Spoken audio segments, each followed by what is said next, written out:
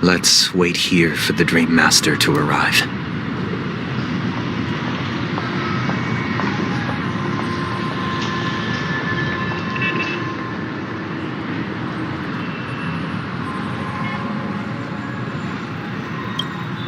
Okay. By the way, brother, I heard you no longer have a sweet tooth. Back when we were kids, you used to steal my desserts. Seems like a lot has changed during my absence. What exactly happened? Well, someone has to stay awake even in this sweet dream. But that someone doesn't have to be you, or anyone in particular. You're carrying too much on your shoulders, brother. The paradise in our dreams. It shouldn't be like this. Penacony is nothing more than a dream. It can't erase the worries and pain of reality, or bring true happiness. It only offers an escape from reality. Nothing more. Remember the old man we met earlier? Without this dream, he might have completely lost himself. That might be true, but even without Penacony, he could have chosen another path. As far as I know, the Intelligentsia Guild has been promoting their rehabilitation techniques for a long time now. That path may have been more ordinary and challenging, but now he's in a comatose state, and the sweet dream has become sort of end-of-life care. His fate is sealed.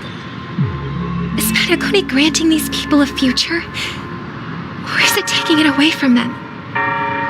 Well, don't forget this. Not everyone really has a future. The future for humanity is like the sky for birds. People mistakenly believe that flight is inherent to birds because they've never witnessed those birds crashing to their death. Do you remember how we took in that little Charmony dove when we were young? Yeah, we took care of it. Provided food and water, groomed its feathers. And later, when I decided to leave Penacony, I opened the cage and set it free. Well, I didn't mention what happened to it in my letters because I didn't want to upset you. Shortly after you left, it crashed to its death right in front of your window.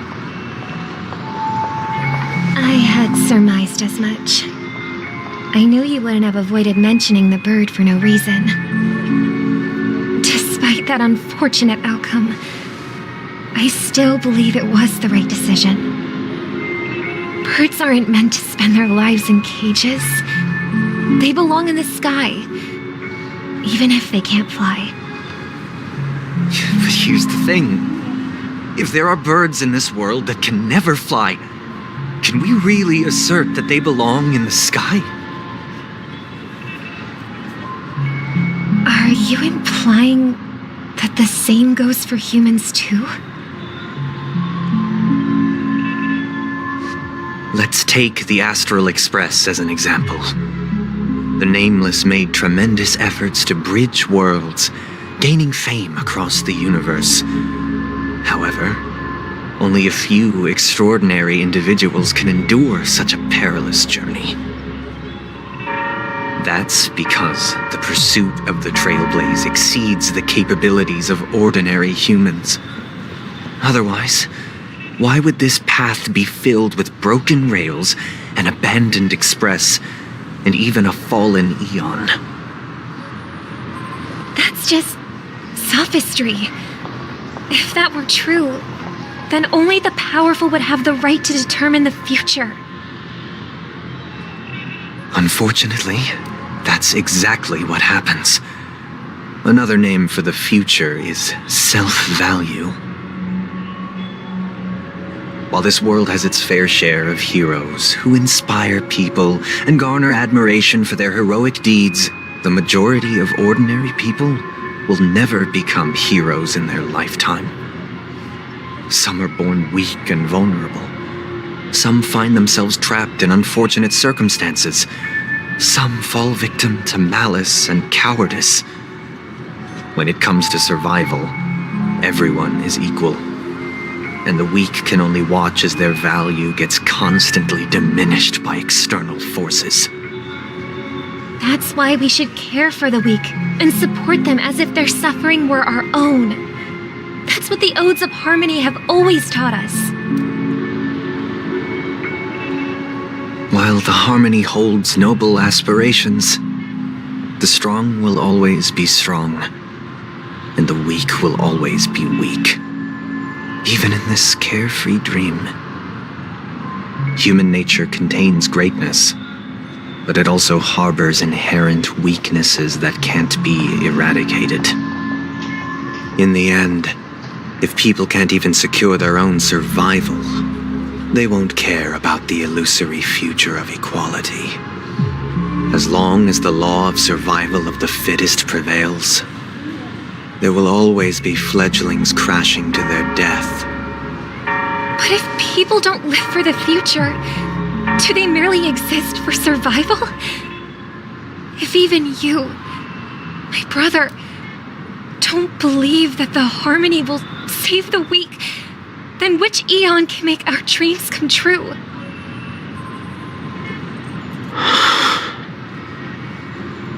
People often forget that when the first bird took flight, the entire world envisioned a future where no more fledglings would ever crash to their death. Are you reading, sister? What are you reading? Mr. Gopherwood gave me a picture book. It's about the story of the harmonic strings. If I could become a chord master, I'd like to summon Dominicus, the harmonious choir. I want to sing with everyone and spread our wishes so that all can feel happiness and joy. I see. Then I would summon the harmonious choir too. Don't you have a wish of your own, brother? Of course I do. It's just that it includes your wish and everyone else's. I long for a true paradise where everyone can find peace. Then let's build a stage there and invite everyone to our performance so that both our wishes come true through the power of the harmonious choir. It's a deal then.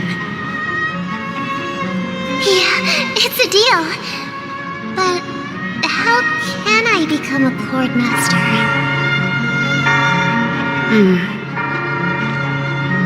Maybe you'll have to become a star first.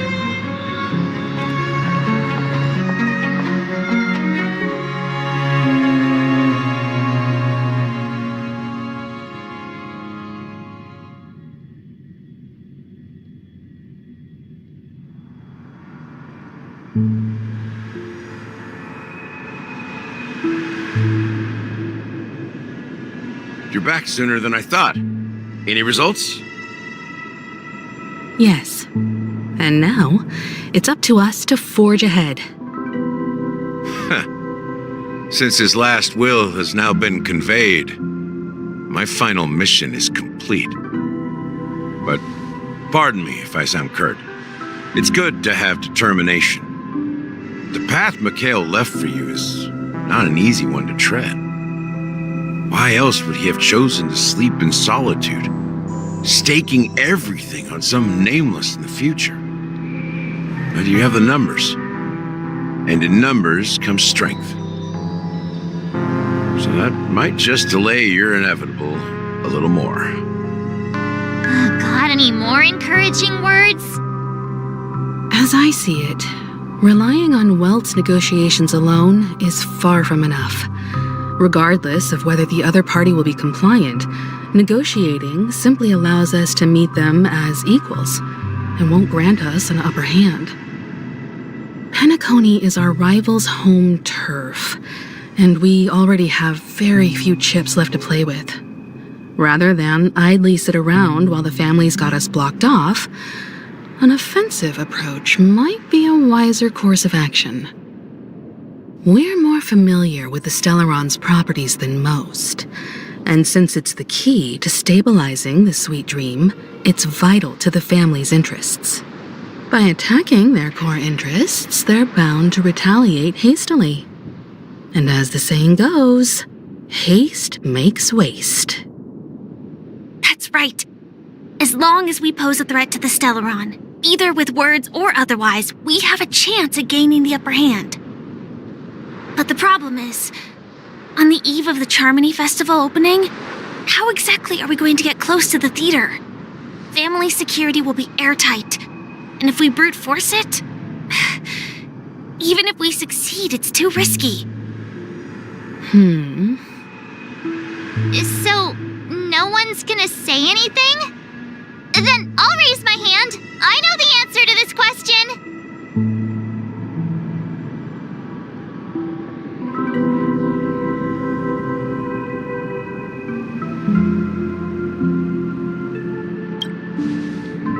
What's that supposed to mean? You'd better believe it.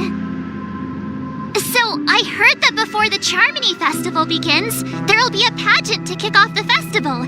It's called the Soul Glad TM Festivity Auditions, or something, and it's going to be held in the moment of Scorched Sand.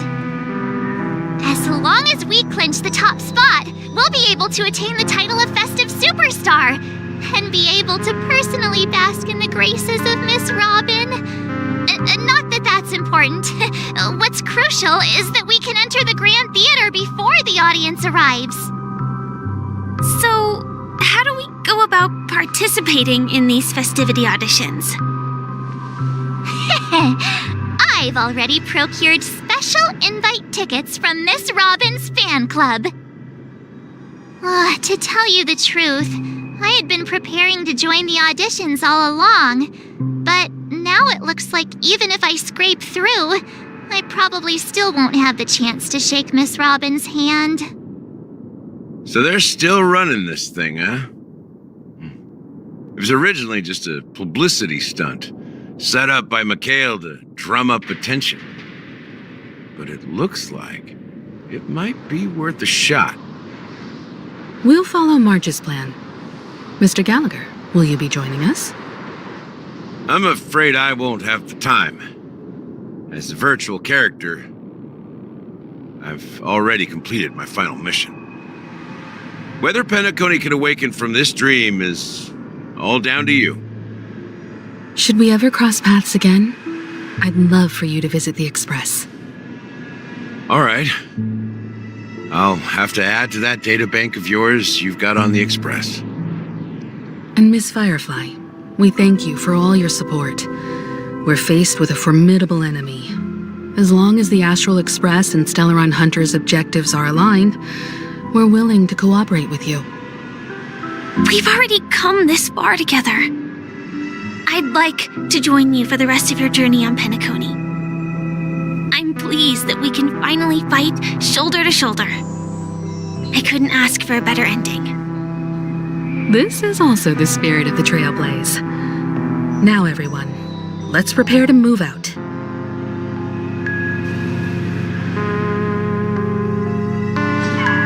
Ladies and gentlemen, welcome to Scorched Sand Hall. This is where challengers thrive and dream chasers shine, all under the watchful eye of the entire universe. If you have ambition, dreams, and the drive, dear friend, the next superstar of Penacony's Charmony Festival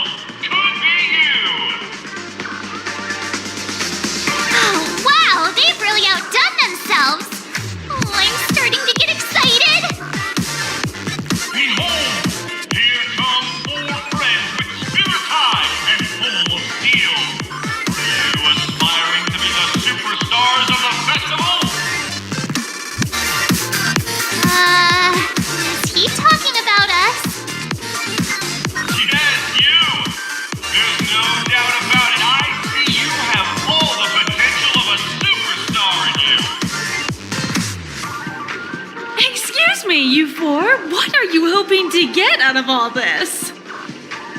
As the last group of contestants, how confident are you in overcoming all of the challenges? Would you be open to a brief exclusive interview with us? It'll be quick. Your journey is long and fraught with peril, yet under a sky blanketed by banners, you vie for the crown. The sword and rose! Protect the beauty! The beauty! The beauty! Magnificent and majestic! A knight's head is hard as steel. Brotherland's focus is stubborn as a heel. We don't all have to be winners, but if we don't have fun, we'd all be sinners. People are pouring in. Kinda feels like all sorts of baddies are showing up. Let's get in there quickly and enter the competition. Ladies and gentlemen, please make way. Make way. Coming towards us now is one of Penacony's top 10 wealthiest tycoons and the soul-glad business empire's founder, Mr. Dean. Allow me to introduce myself. I'm the director of Soulglad's factory, Dean Leader. My four friends, introduce yourselves to the audience across the cosmos. Hello, everybody. I'm Himiko, a nameless from the Astral Express, and these are my companions. Don't you guys need to hide your identities?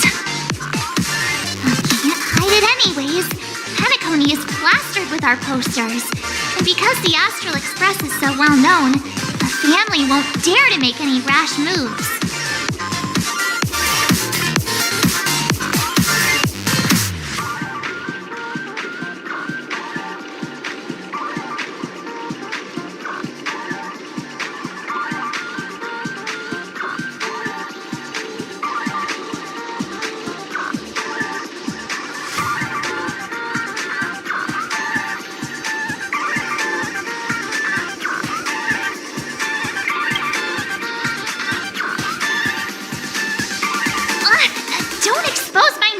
To everyone. Hello, everyone. I'm March 7th. I'm an ordinary girl who loves adventures. Hello, everyone. I'm Firefly. I am also an ordinary girl who enjoys adventures. So it's a bunch of nameless guests. This final face-off is bound to be spectacular. Time is precious. My four friends, come with me. Grab a bottle of Soul Glad and make your dreams a blast.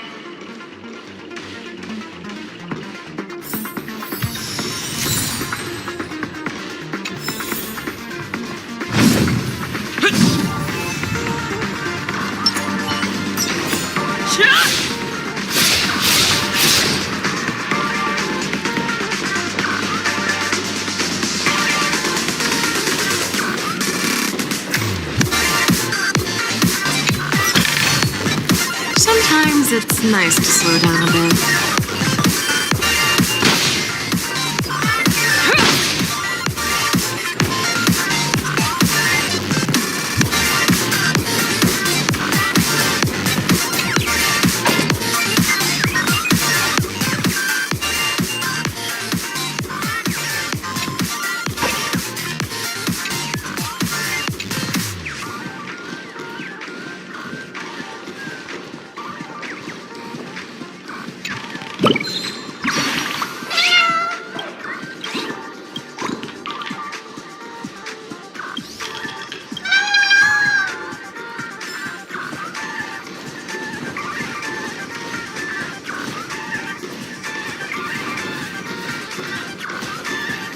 This place is buzzing.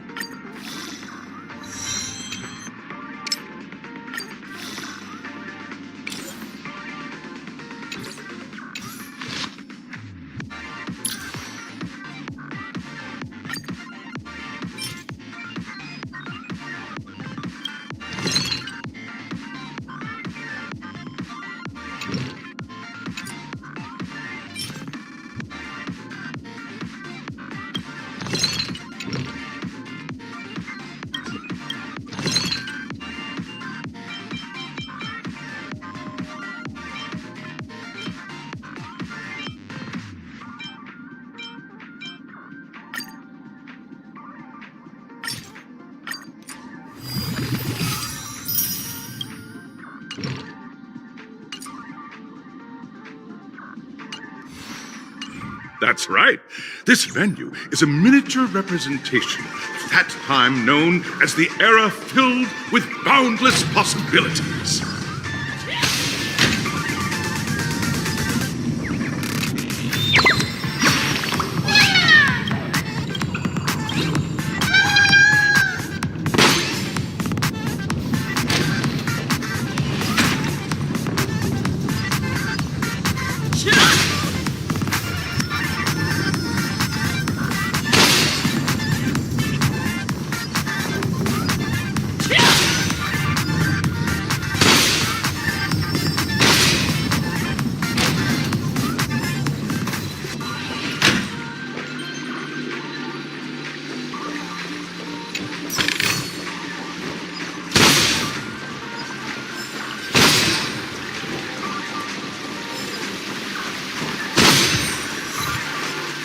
Grab a bottle of Soul Glad and make your dreams a black. Nameless, your arrival reminds me of the grand occasion when Penacony was first established.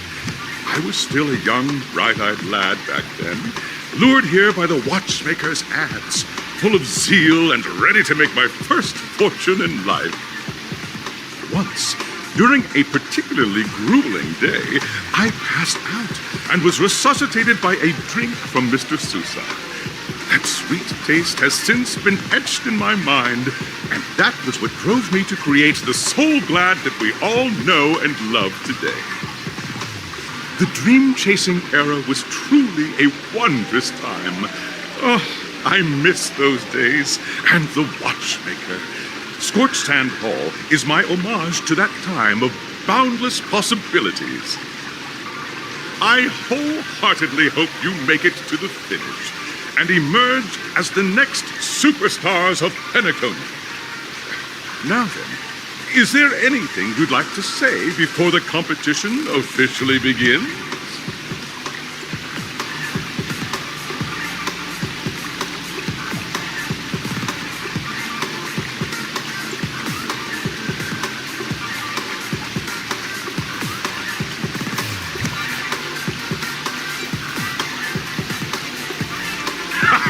That's the trailblazing spirit.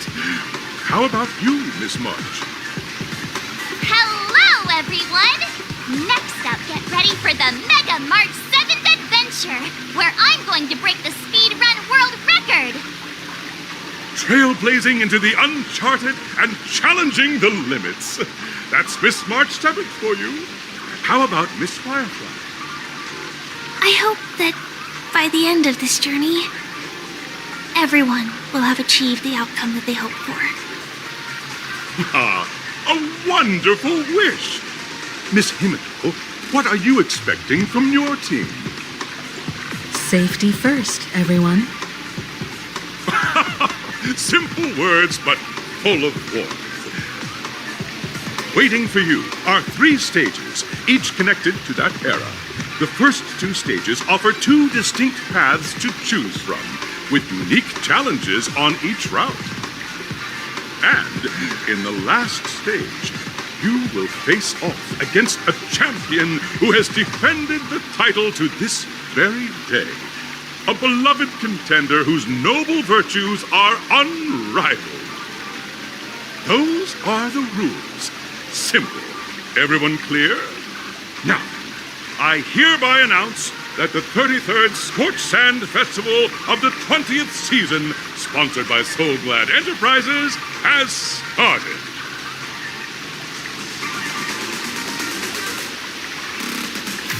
Everyone, as the Charmony Festival is drawing closer, we must reach the end as quickly as possible. Factoring in efficiency and safety, splitting up into 2 groups is the best choice. March and I haven't known Miss Firefly for too long and aren't overly familiar with her. It'd probably be better if the 2 of you paired up. Fine by me. Let's do it. All right. I don't have a problem with that.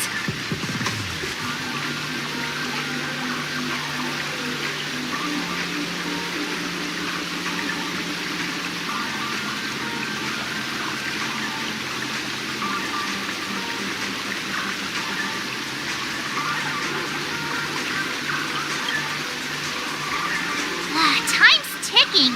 Just listen to the grown-ups. We'll split into the assigned groups then. Let's not waste time.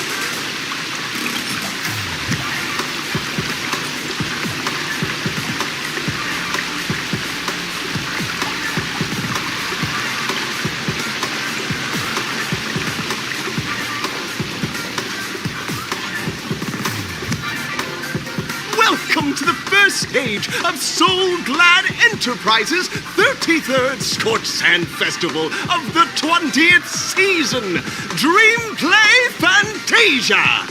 In this stage, you can choose between two challenges, the School of Acting or School of Action. In the School of Acting Challenge, you have to complete 3 performances from 3 scripts and move the panel judges. In the School of Action Challenge, you have to defeat 3 groups of enemies convincingly and reach the end. Now, make your choice.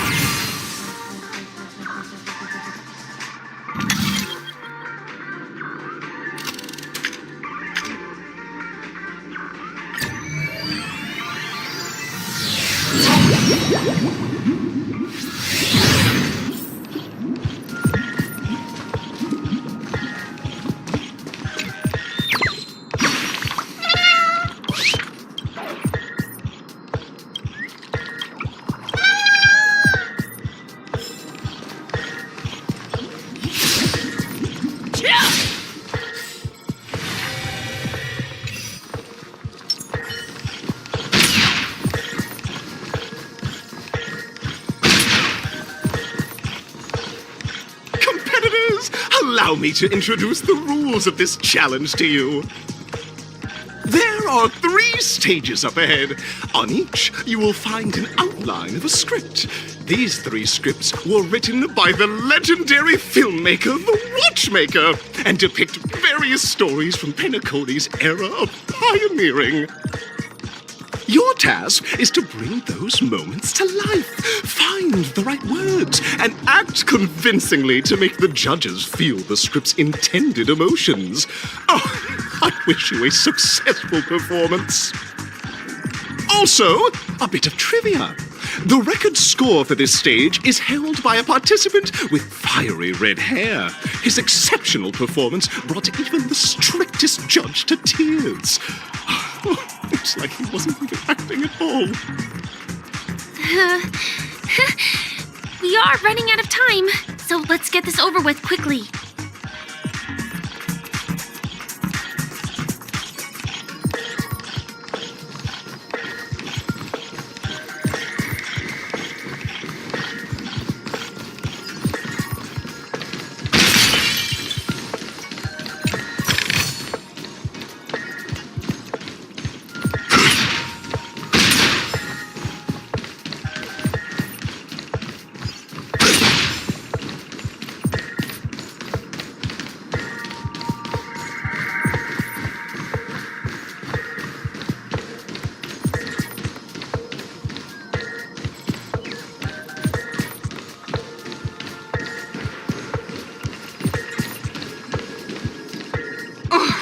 Take a look at this pair! Such star quality! Since you come as a pair, I'll prep a 2-person scene for you! You two, are you ready?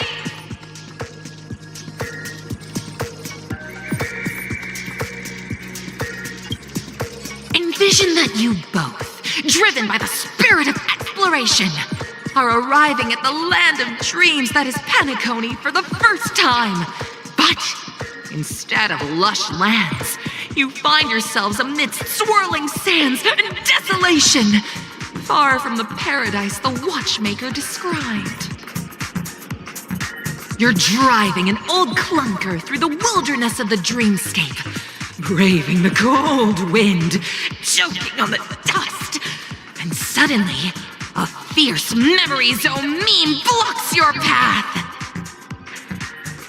Now, Mr. Greyhair, what line would you deliver to express your disappointment in Penacony?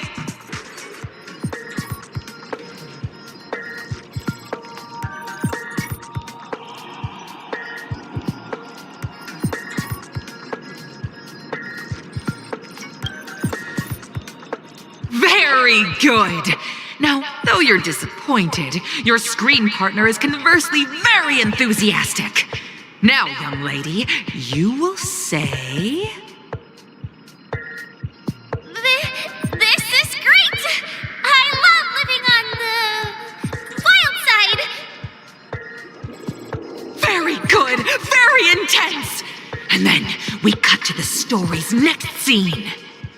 You find a job mending the rails, but the days are long and your endurance can't keep up, and you finally collapse in the endless expanse of desert. Suddenly, sweet rain falls from the sky, wetting your lips and rousing your spirits. Now, Mr. Greyhair, what line will best express your surprise at this moment?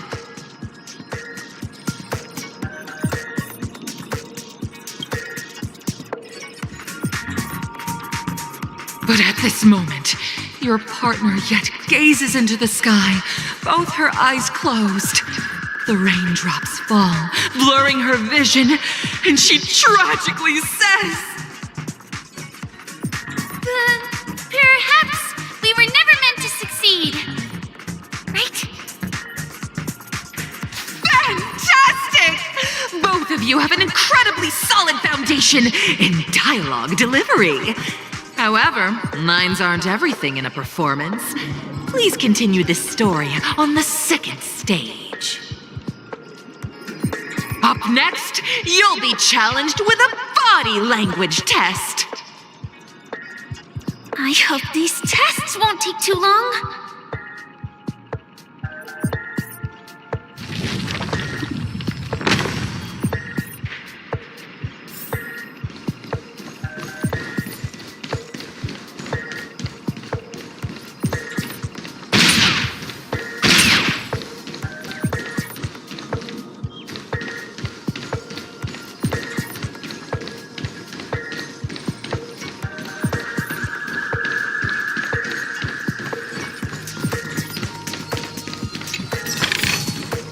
Not bad. How many credits is this worth?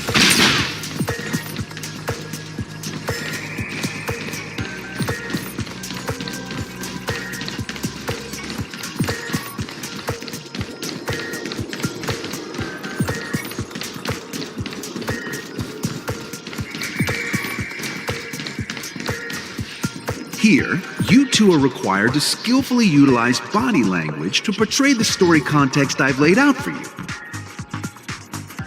Picking up from where we left off, a heavy downpour saves you both stranded in the desert. This rain quenches the anger in your heart.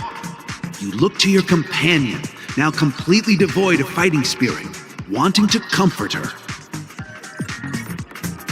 At this moment, what should you do to make her laugh?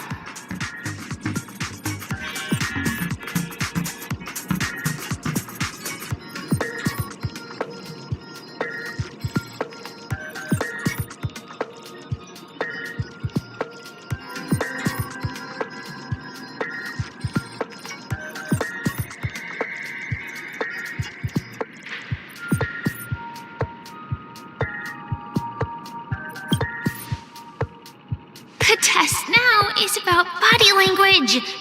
I don't think dialogue is allowed here.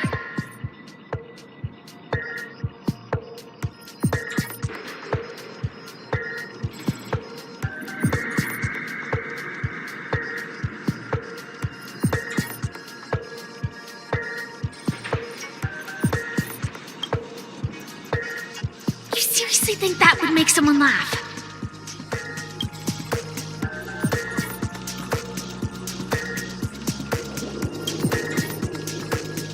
You look less like you want to make me laugh and more like you want to abandon. What?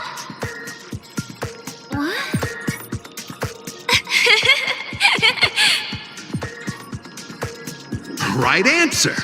Your companion sees you rolling about in the sand and thinks about the arduous obstacles along this journey. She can't help but let loose a laugh, rekindling hope in her heart. And so this girl... I'm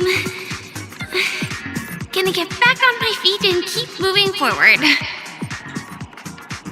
A tug at the heartstrings! The story continues to develop. The heavy rain leads you both to sense a business opportunity, so you start venturing into the umbrella industry. But just as the business begins to pick up, competitors start flooding the market with low-priced goods, squeezing your market share. You have no choice. The goods you stockpiled at high prices have to be sold at a loss. This is a pretty self-destructive move, which drives your business to the brink of bankruptcy.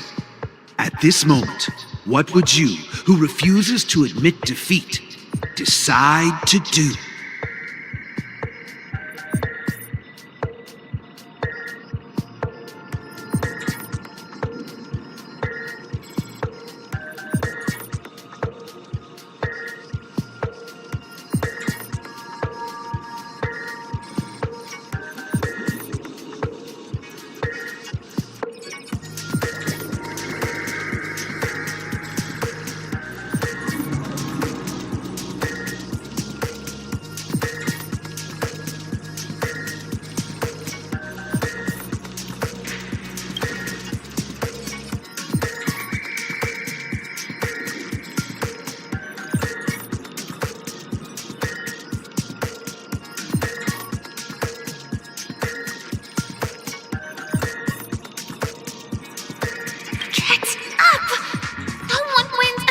War by kowtowing!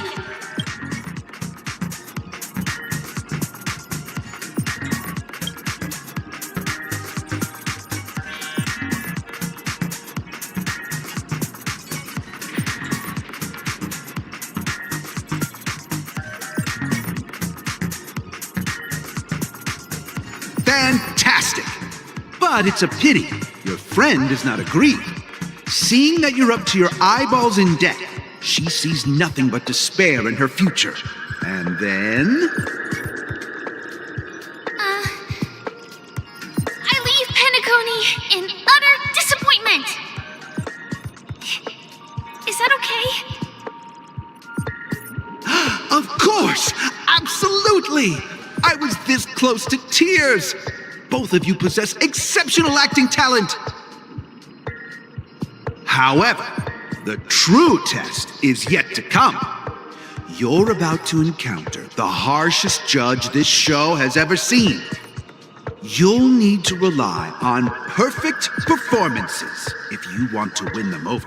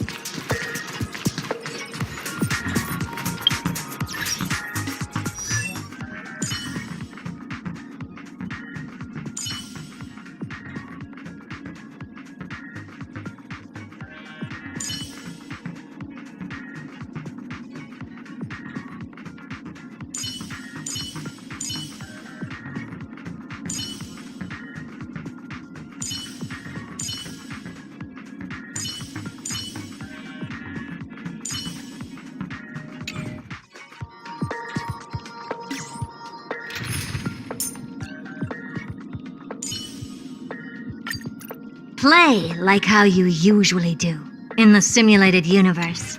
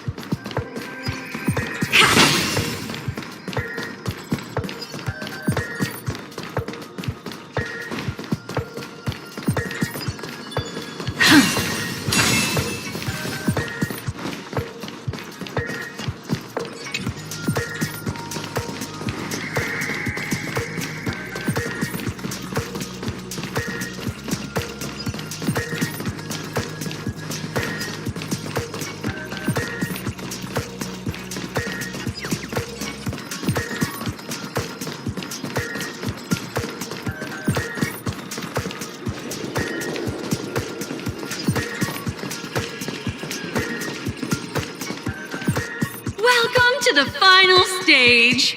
Actually, all the scenarios that you previously encountered were all from the film Once Upon a Time in Dreams. Two companions arrive on Penacony with nothing but a dream. Their desire for achievement is met with continuous setbacks. Ultimately, one continues on, despite spiraling into debt, while the other concedes defeat and leaves. Many years later, their paths cross once more in the thriving Penacony. Yet, they refuse to acknowledge each other because...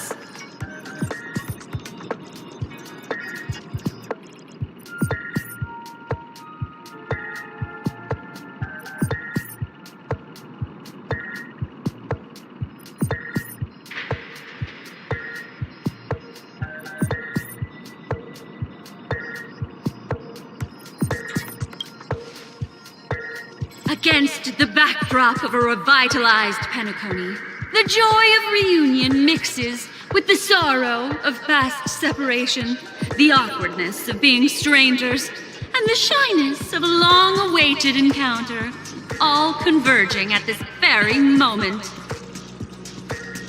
Give it a shot. Try and convey this bittersweet scene to me. Bring it to life with precise and emotive acting. This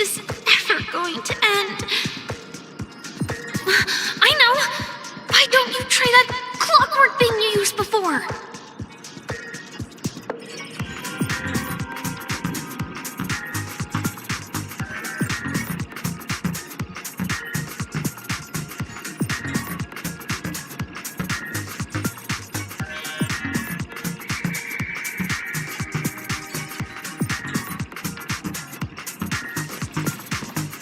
Your performance is far from satisfactory.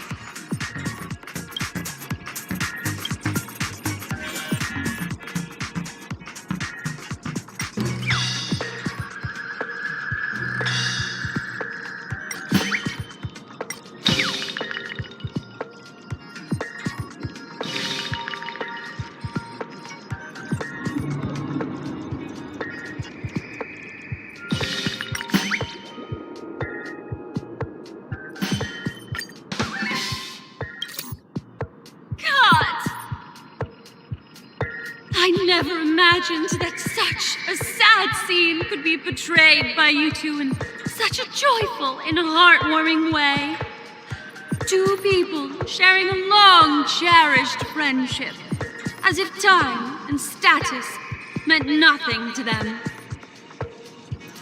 Huh? But we haven't even done anything! Is his imagination running wild again?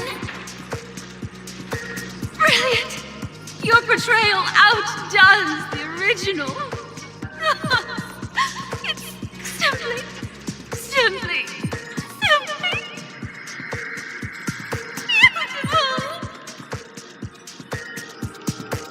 We have passed the test. We ought to hurry up. Stellaron is at stake.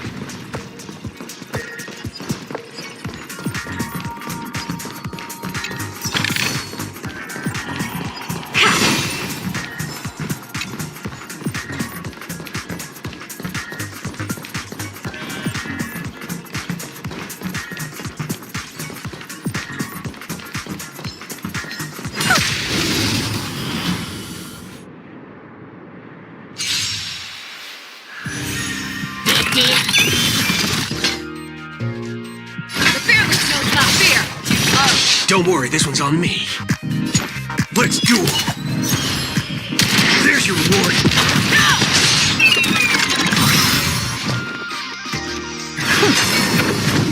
Hit.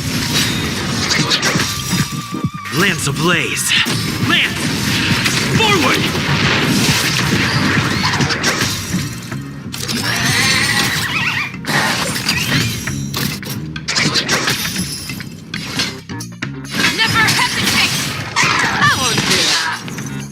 Bring it on! Fangs and claws got dull. The fearless knows not fear.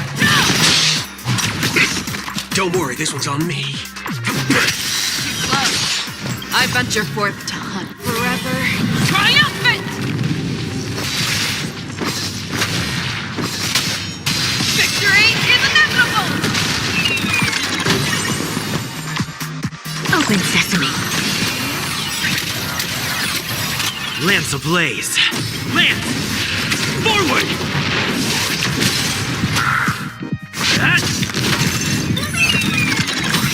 Show me what you can do. I'll Let's duel!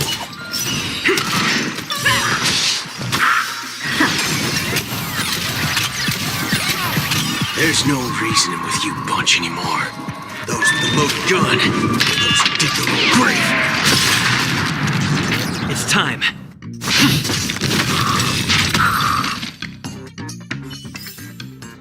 Amazing. But then again, it's me we're talking about.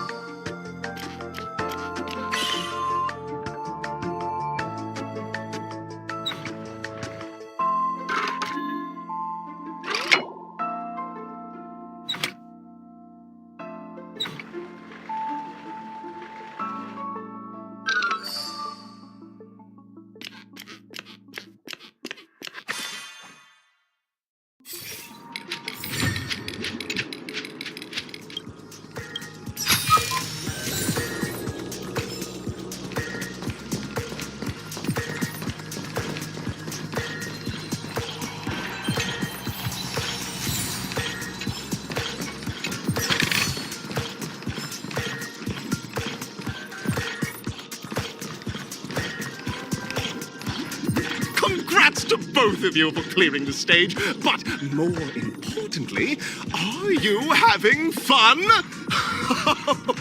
Fun is more important than success. Look at the time! You finished much faster than that red-haired contestant did. That red-haired contestant. Who is that exactly? You'll find out eventually, but only if you clear the next test first. Welcome to the second stage of the 33rd Scorched Sand Festival in the 20th season, sponsored by Soul Glad Enterprises. Gunfire time! You have the option to choose gunfire and undergo Brother Hanu's trial, or time, where you'll face Clocky's trial. And now, make your choice!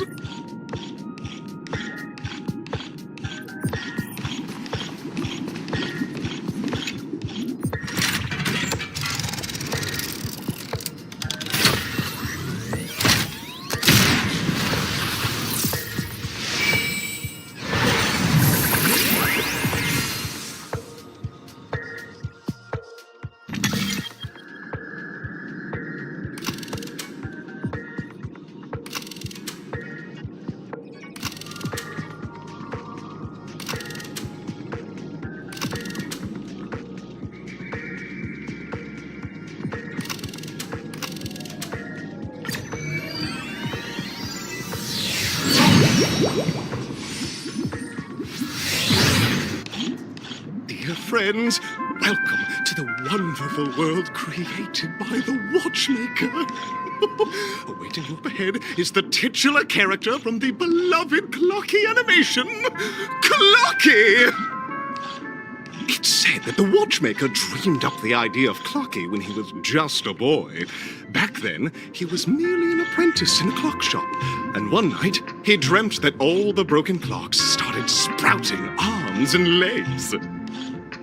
Like a skilled pilot, he steered them towards the right path. As a classic figure who grew up with many, Clocky truly shaped a generation, solidifying the Watchmaker's pivotal role in popular culture. Contestants, may you have a wonderful time with Clocky. The trial of time. I hope it won't waste too much of our time.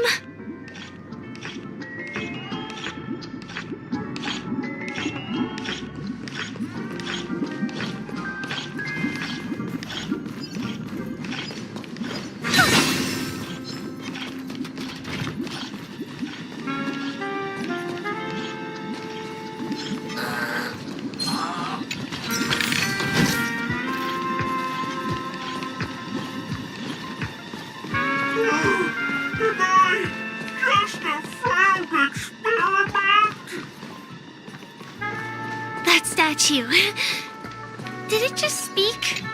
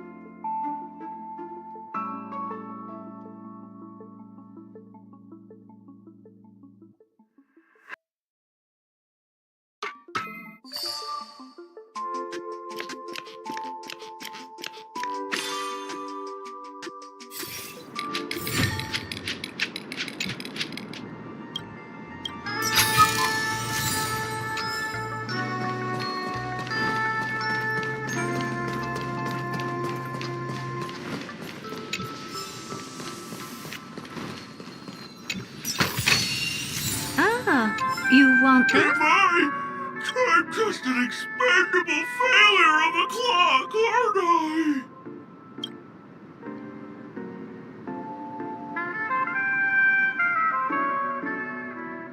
Play? So, I'm not just a failed clock, I'm also a failed toy. You guys are just like the other challengers. You want to enter my inner self? Then please be my guest. But you won't find anything worthwhile.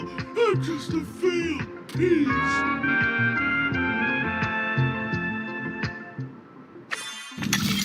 See? I'm just empty inside. Tick-tock! It's time for me to make an appearance!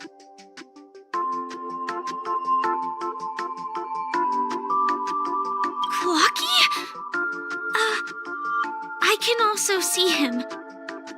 Is this character part of the show? In Dreamville, Clocky is everywhere and can do anything! Like, right now! I could solve this problem with your big ticker pal, Tick-tock! I can't believe it's actually Clocky! Why would you come and visit a failure of a clock like me for no reason? You see, we're all clocks. We're family. I want to help you be happy! Tell your pal Clocky what's troubling you. I came across a startling revelation yesterday. Apparently, Dreamscape ticker isn't the same as Clocky at all. It's just a discarded prototype from Clocky's early development. Please, just leave me be, Clocky. I just don't know how to face you, because I'm just a failure. Oh dear.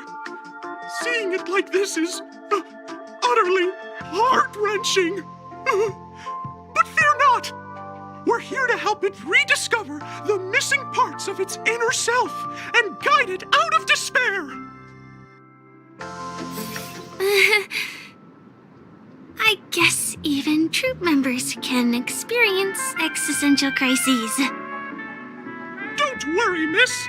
I've already pinpointed its missing parts. Over here, my friends! Better use that hamster ball 9 speed!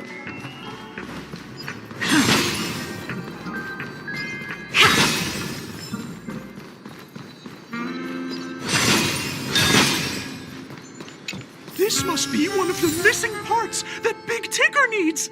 That's great! We're here! There's a missing part on the opposite side. But how do we get over there? There's also a dream side left here by a Dreamweaver. We're running out of time. We'll have to use it if necessary.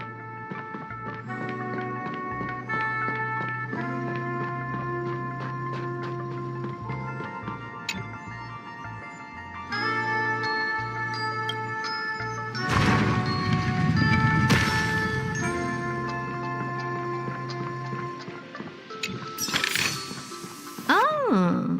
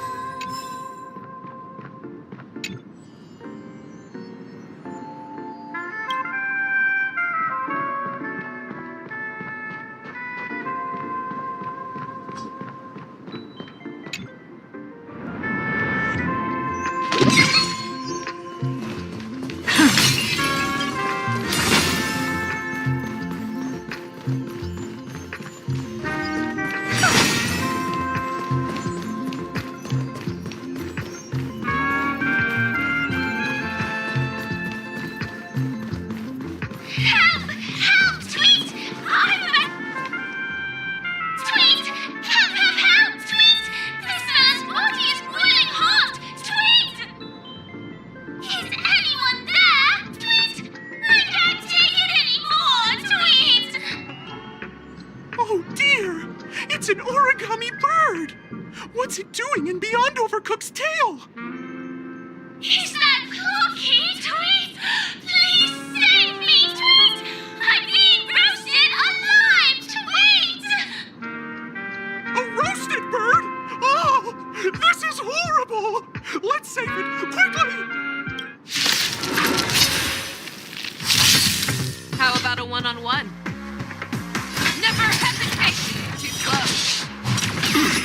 haven't eaten yet. Let's duel. I don't have time for games. Expand your thinking. Curiosity. Endless riddle. Nothing but a boy. Never seen perfection before? I'm on guard. Lance ablaze. Lance! Forward!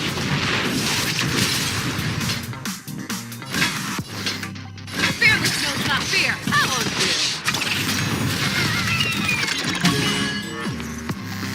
Bring it on! I venture forth to hunt forever. Triumphant! Victory is inevitable! I don't have time for games. Open sesame. Glimpse the unknown. Never hesitate! Don't worry, this one's on me. Let's duel! There's your reward.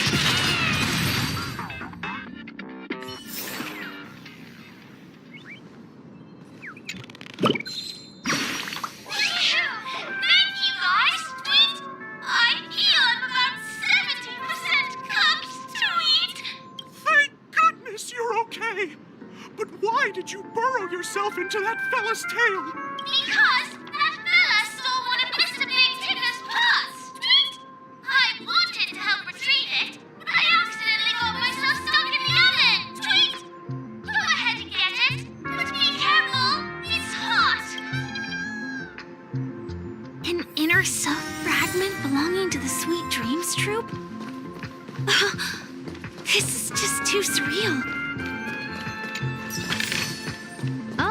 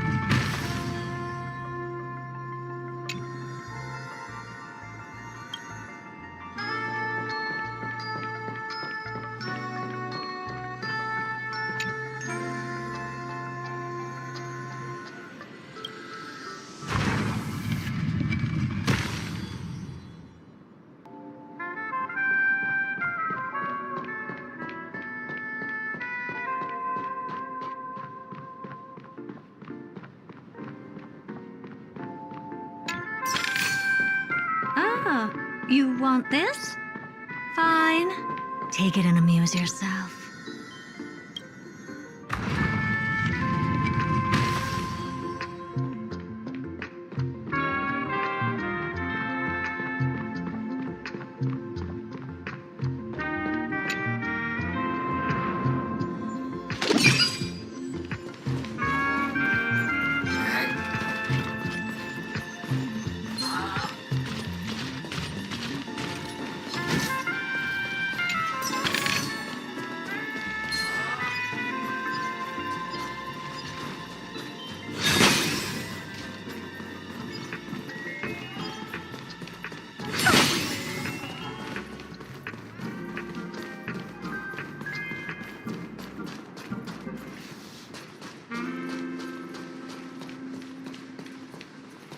We've gathered all the missing parts.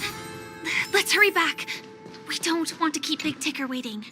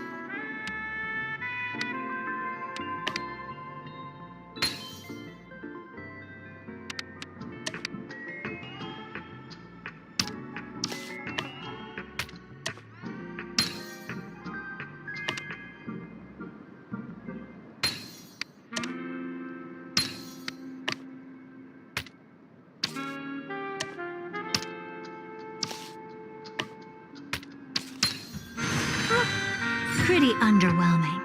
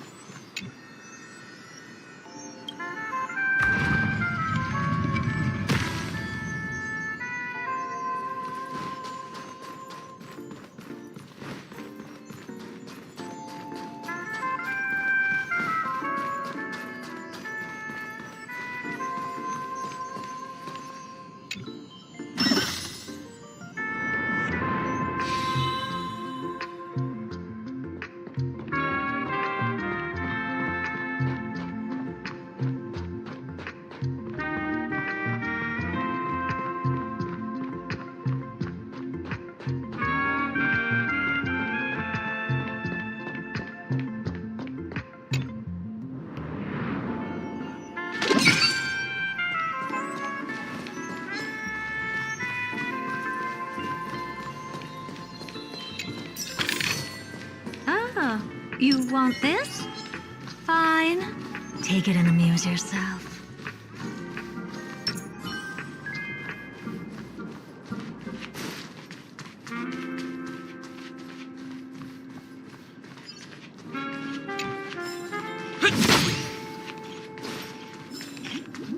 Tick-tock? Hey there, my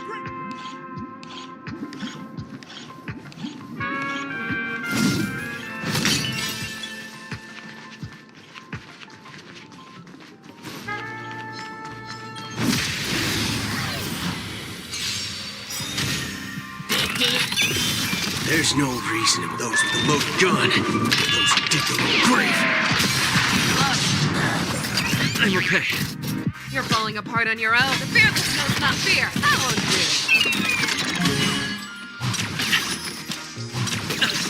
do. All you stand still. Let's duel. Helpless as ever. Expand your thinking. Lance ablaze.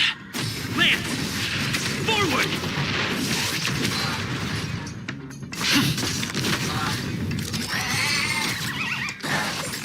Remember to aim for the heart. Fangs and claws got dull. Bring it on. I don't have time for games. There's no reasoning with those with the loaded gun, those who dig their own grave.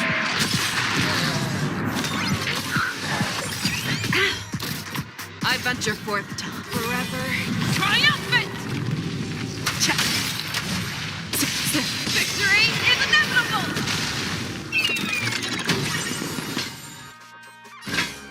Never hesitate! That won't do. Let's duel. Too slow, that.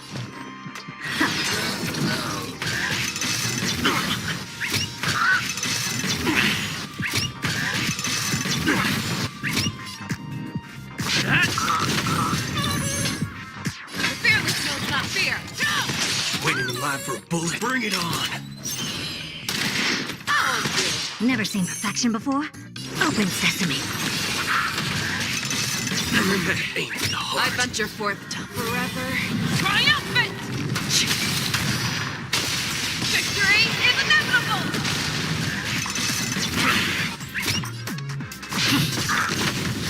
Fangs and claws got never hesitate! Too slow. All you stand still. Let's duel.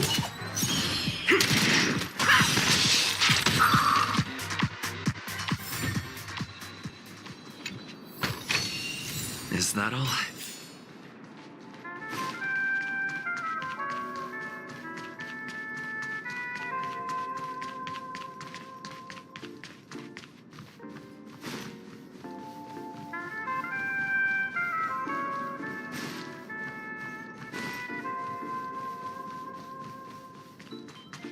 We're back! As long as you have these, you'll be able to find closure. Tick-tock! Wow! This sudden surge of joy! It's working! Tick-tock! Next, we just need to enter its emoscape, help connect its pathways, and we're done!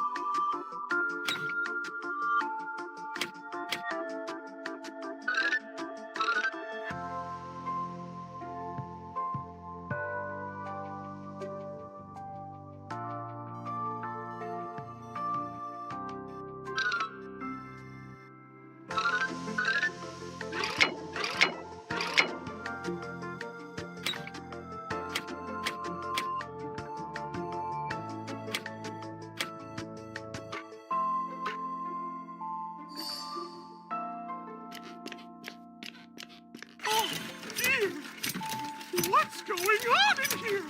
Your inner self is a mess! I'm not qualified to be the real Clocky! Just give up, Clocky! No! This is unacceptable! You have to face your fears!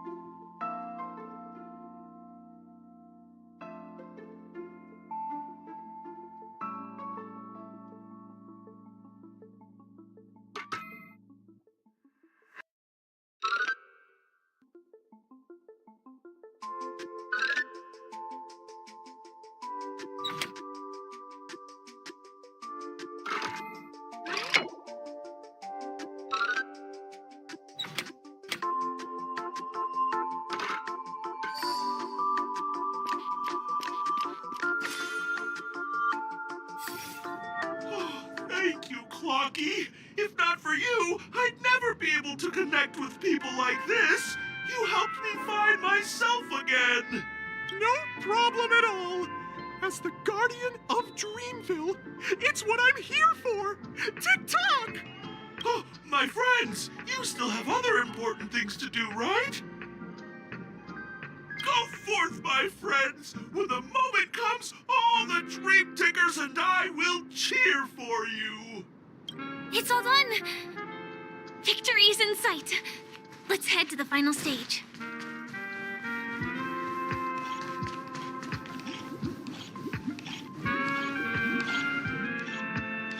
Congratulations to both of you! Oh, you've overcome all obstacles and proven yourselves! But, unfortunately, there is only one who can be Penacony's festive superstar. In the final stage, you will face the defending champion. If you fail, you will lose the opportunity to become the festive superstar. Welcome to the 33rd Scorched Sand Festival's third stage in the 20th season, sponsored by Soul Glad Enterprises' Superstar Showdown.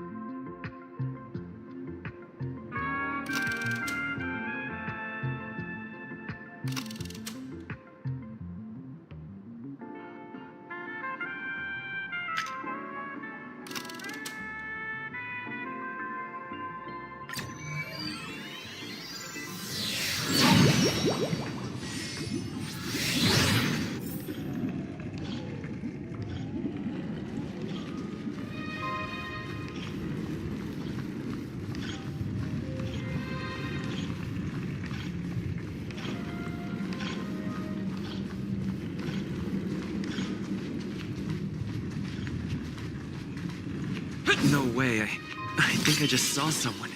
Someone extraordinary.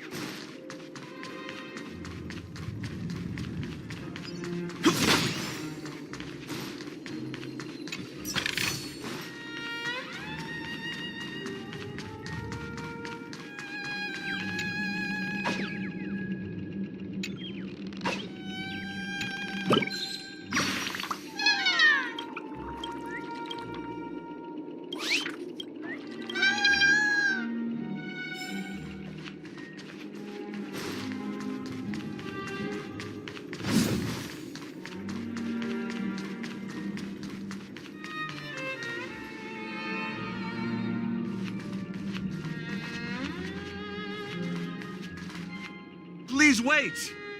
Handsome gentleman, beautiful miss. By the glorious light of beauty! I never thought I would see you again. In such turbulent times, your kind faces are as spring's gentle breeze, bringing solace to my scorched heart. Are you a knight of beauty?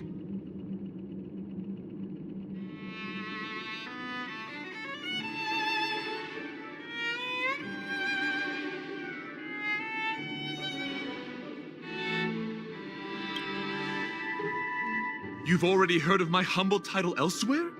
I am deeply honored. Upon hearing of the impending festivities, I commanded the one and only to bring me to Penacony with full haste. Alas, in a cosmos unguarded by the beauty, disorder prevails. Thus my passage was delayed by tending to the sick and injured. Fortunately, the mini-rabbit mech pilot, stray cat duelist, galactic ninja, and quad-drive Intellitron, along with 32 other souls in distress, all emerged from their predicaments safe and sound. I then led them all here to revel in the harmony with the countless other splendid beings.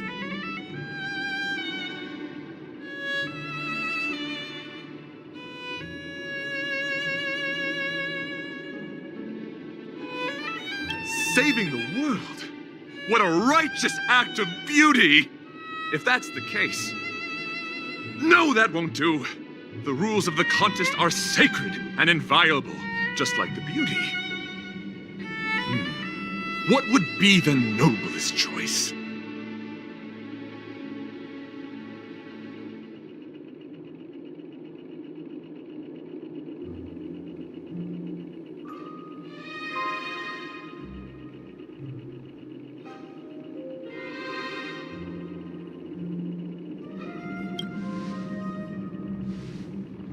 That's right. This magnificent dream is built upon the Stellaron and the countless sacrifices of many people. Oh, to encounter deeds so vile they stir one's very soul. However, present-day Penacony bears no marks of the Stellaron's taint, and the family has always been renowned for spreading harmony. How can I be sure your words hold truth?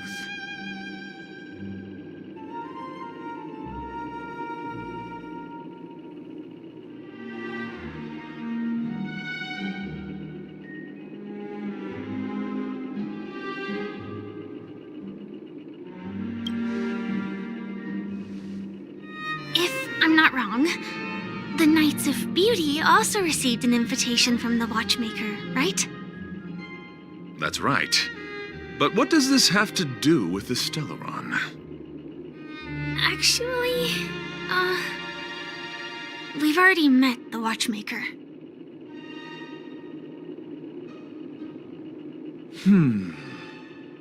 It's clear to me now. Evidently, you are traveling in pursuit of the beauty's ideals. Go forth, my dear friend. Beautiful miss. The audition's crown is yours to claim. I shall remain here, gazing from afar as you bask in the limelight, joining the audience and offering you the most heartfelt cheers and applause. Thank you, Knight of Beauty. We don't have much time left. May we meet again. In that case, let's make our way to the end. Penacony's really thronging with talent. I hope we make it in time.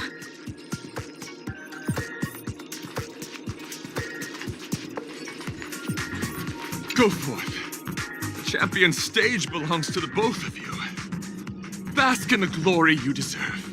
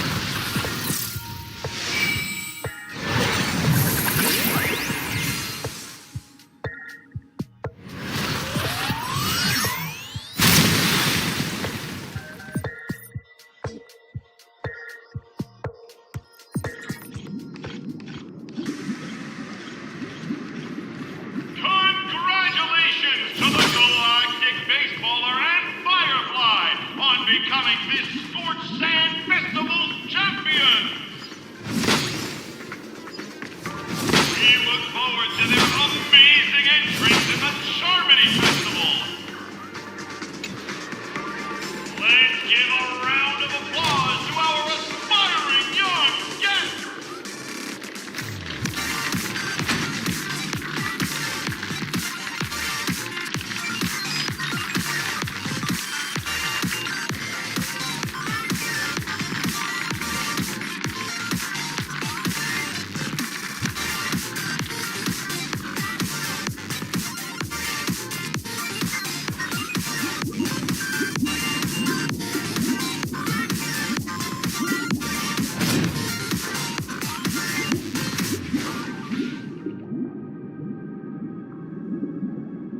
Congratulations to the both of you on becoming the festive superstars of this year's Charmony Festival before entering the Grand Theater.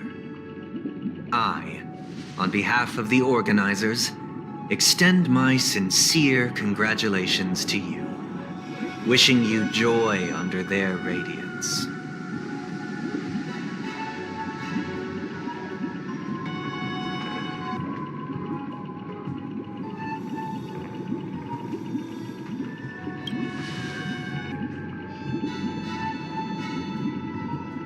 As previously promised, my sister, Mr. Yang, and I have met with the Dream Master. We delved into the truth about Penacony and its Stellaron, and have come to a consensus. Both I and the Oak family cannot acquiesce to your request.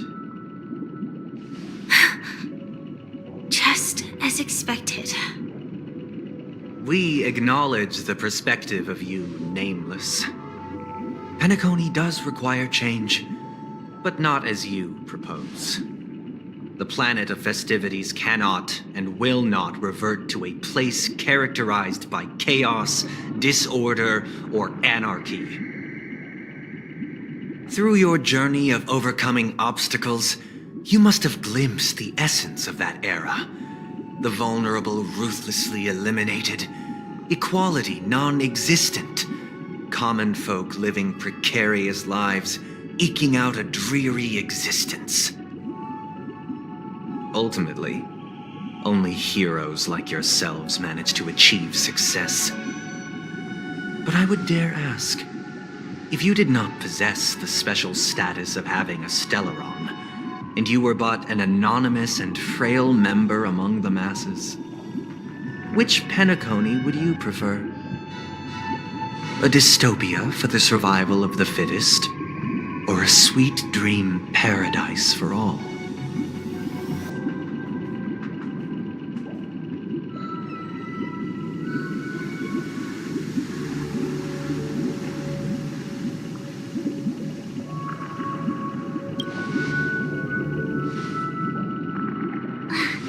That's not the point! Don't let him mislead you! Mr. Sunday, even if the members of the Oak family can't fully agree on what to do about the Stellaron, now's not exactly the time to be holding an extensive discourse about Penacony's past and future, is it? The Stellaron issue concerns the life and death of everyone on Penacony. If anyone has a better suggestion, the crew is more than willing to listen. Also, it'd be best to tell us the ins and outs of that meeting. This way, we'll at least know what Welt and Miss Robin are dealing with, and the reason why they failed to make our appointment. Ah, Navigator. That is precisely my intention. With all present, let's begin by discussing the details of that meeting. Let's talk about our tribulations and choices, our ideals and beliefs, and our final course of action. The only path to take.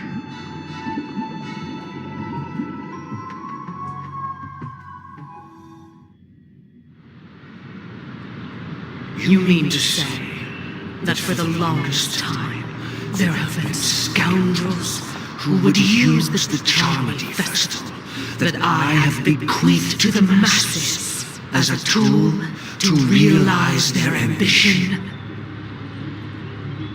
Indeed, Dream Master.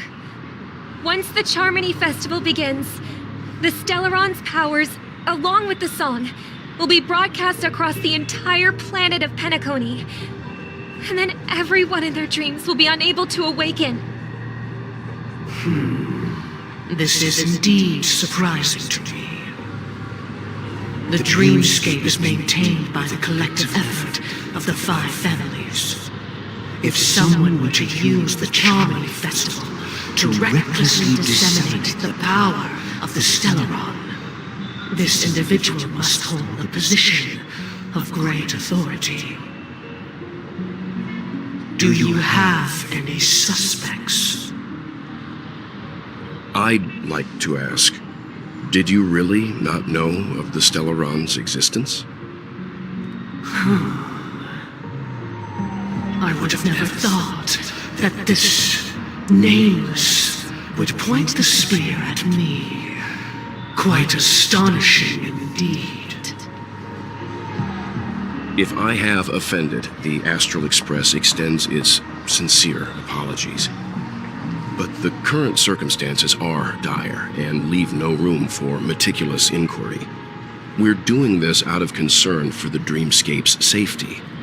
So, if you could, please alleviate our concerns. Dream Master, it's just to prove that the Charmony Festival has nothing to do with the Stellaron. If we're being overly cautious, I will return to the stage to offer tribute in song, just per the arrangement.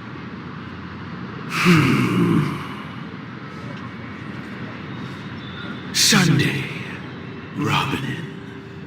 I've watched you two grow up and know your dispositions like the back of my hand. Both of you, right now, can surely be lauded as their most devout advocates. I already know your resolve.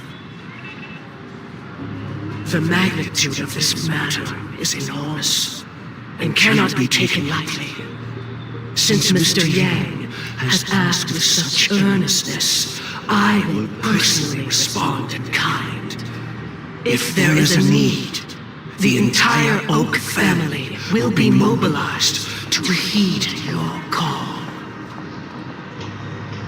Someday, might I ask you to beseech them to cast their light unto me, and question me in their stead, so that no lies may be concealed? I will do as you command. Robin, could I entrust you to be present as a witness, to document the truth, and to proclaim my innocence, so that all slander may be utterly dispelled? I will do as you command. May thy will be carried out on earth, just as it is in the heavens. Oh, triple-faced soul, please sear his tongue and palms with a hot iron, so that he will not be able to fabricate lies and make false vows. Let us begin. There is nothing else to prepare. Understood. Question. Have you devoted your life to your god, never worshipping other gods? Naturally. Do you love your god as you do yourself, always heeding their admonishments? Naturally. Have you strayed from the path expected by your god, betraying their name? Never.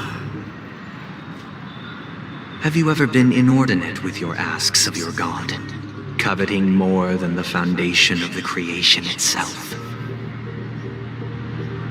Never. Then, a final question.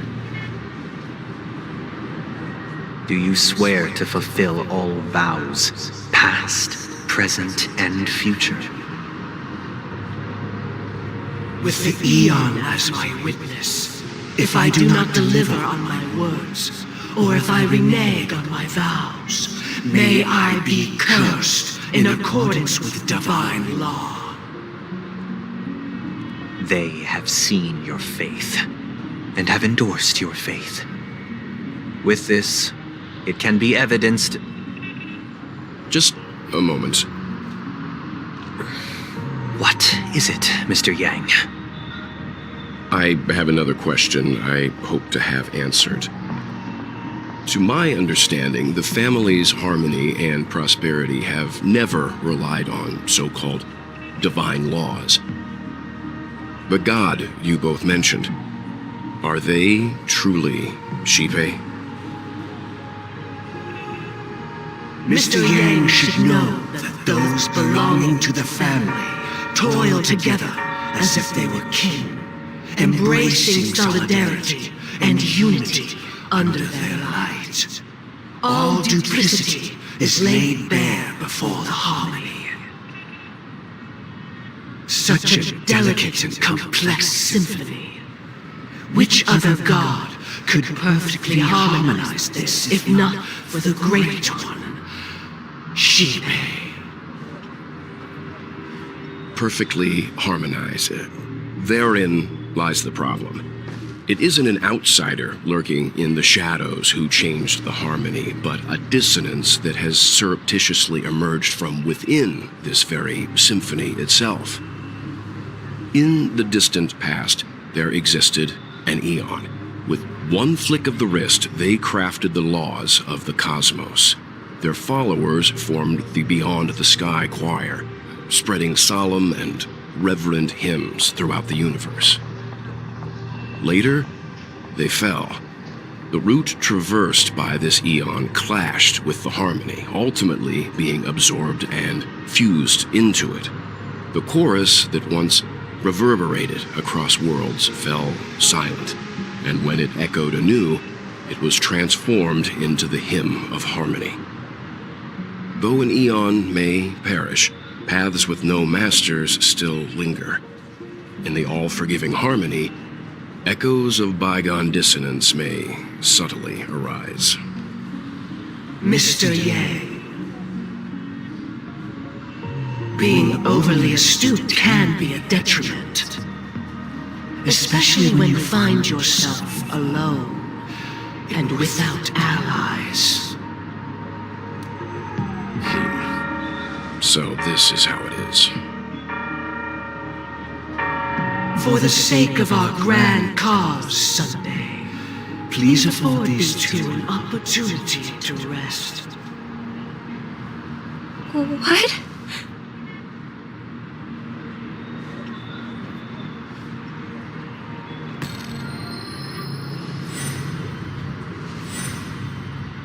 Sorry, Robin. It's just you. I did not wish for you to know this. It's a pity that things have turned out this way. So, this is the true reason I can't sing? The shadow that envelops Penacony is actually... We were never children of the harmony. Our ideal paradise could not have been crafted by Hsr. True bliss can only be guaranteed by the one who transcends the many. Within the foundation of law, humanity establishes civilization, and through harmony, we obtain order.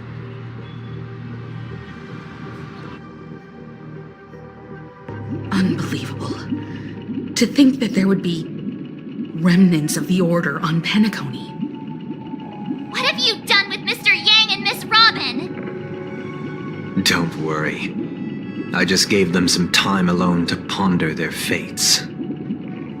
You should know that these actions make you an enemy of the Astral Express. Should we need to stand against the Nameless, it would only be myself and the Oak family involved. But we haven't reached that point yet, have we? Your efforts for the justice of Penacony are evident to everyone and have been widely observed.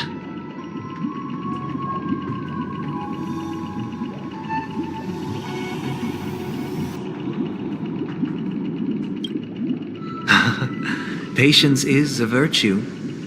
However, I won't hold it against you. On the contrary, I'm here to make my intentions clear. If it is the Order that drove you to imprison Welt and Robin, and you're using them to coerce our compliance, then there'll be no point in entertaining any type of discussion. You're mistaken, Miss Himiko. They are in very safe hands, and just as the family has always proclaimed, no one can be harmed in the Dreamscape, least of all in the beautiful new world belonging to the Order. Penacony and the entire universe have witnessed far too much innocent bloodshed. The strong wield their blades against the weak, and the victors push the vanquished to the brink of life. Natural selection. the world abides by this principle, establishing the well-being of humanity atop the corpses of the downtrodden. Only we, or rather, I, possess the power to put an end to this farce. So you've decided to resurrect a dead Eon? No one's ever done such a thing. If Miss Himiko is interested, let's draw back the veil and speak candidly. I've always firmly believed that people can understand one another through peaceful means. I'm willing to divulge the unembellished truth as to the intentions of the Order's Pathstriders, so that you will make better judgment for the Astral Express, for Penacony, and for this stretch of the universe. Words can hardly do justice to the beauty of that ideal. So, come with me, everyone. Let us retrace our steps and see once again where this road leads. Huh? Where'd he go?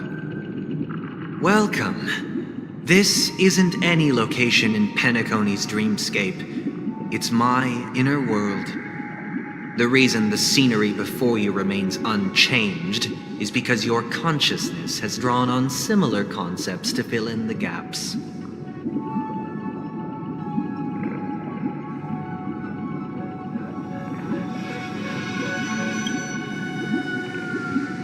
That means... Did you do the same to Welt? It's a tuning process, stronger in effect and more draining on the mind. The gray-haired guest has experienced it before, so he should understand what it entails. Tuning allows you to intuitively grasp my feelings, which also means that I cannot hide anything from you. Now, everyone, please look at the huge screen. The road we once took begins here. From this point on, you will witness the numerous decisions I've faced. I've selected a portion of these to share with you. I believe after going through similar predicaments, you'll be able to better understand my thoughts. Let's begin. The first decision. A story about a baby bird. This story happened when Robin and I were very young. We were victims of the Stellaron disaster, and the family's Mr. Gopher Wood, who would later become the Dream Master of Penacony, saw that we siblings had no one to turn to and took us in. Later on, Robin and I lived a time with nary a care in the world. One day, after dinner, while my younger sister and I were lounging about in Mr. Gopher Wood's yard, we spotted a fledgling Charmony dove all on its own. That baby bird was tiny. It didn't even have all of its feathers, and it couldn't sing. When we found it, it was already on its last breath, having fallen into a shrub, probably abandoned by its parents. We decided to build a nest for it right there and then. However, thinking back, that winter was unusually cold, with fierce winds at night in the yard, not to mention the many poisonous bugs and wild beasts in the vicinity. It was clear that if we left the fledgling in the yard, it stood no chance of surviving until spring. So, I suggested we take it inside, place it on the shelf by the window, and asked the adults to fashion a cage for it. We decided that when it regained its strength enough to spread its wings, we would release it back into the wild. The tragic part, something that we'd never considered, was that this bird's fate had already been determined long before this moment. Its destiny was determined by our momentary whim. Now, I pass the power of choice to you all. Faced with this situation, what choice would you make? Stick to the original plan and build a nest with soft net where the Charmony dove fell. Or build a cage for it and feed it, giving it the utmost care from within the warmth of a home. I eagerly await your answer.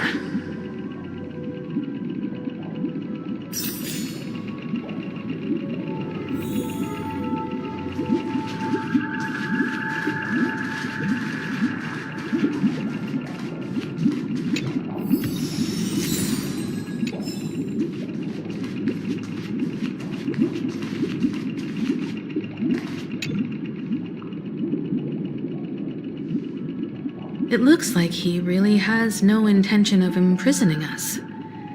If it's just a quiz, I suppose it's fine to humor him. Back to the question. I would personally choose to build the little Charmony dove a cage. No special reason. I do think that a fledgling should have the right to fly into the sky. But if it can't even live to that point, then there's nothing to talk about to begin with.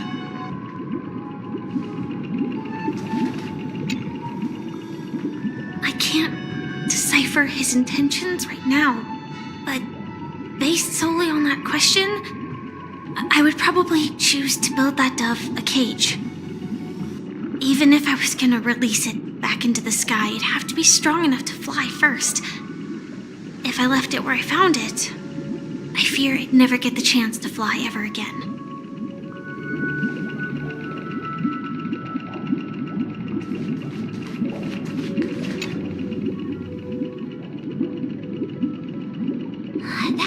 Casually throws this kind of question at us? What exactly is his deal? But fine, I'll answer, I guess.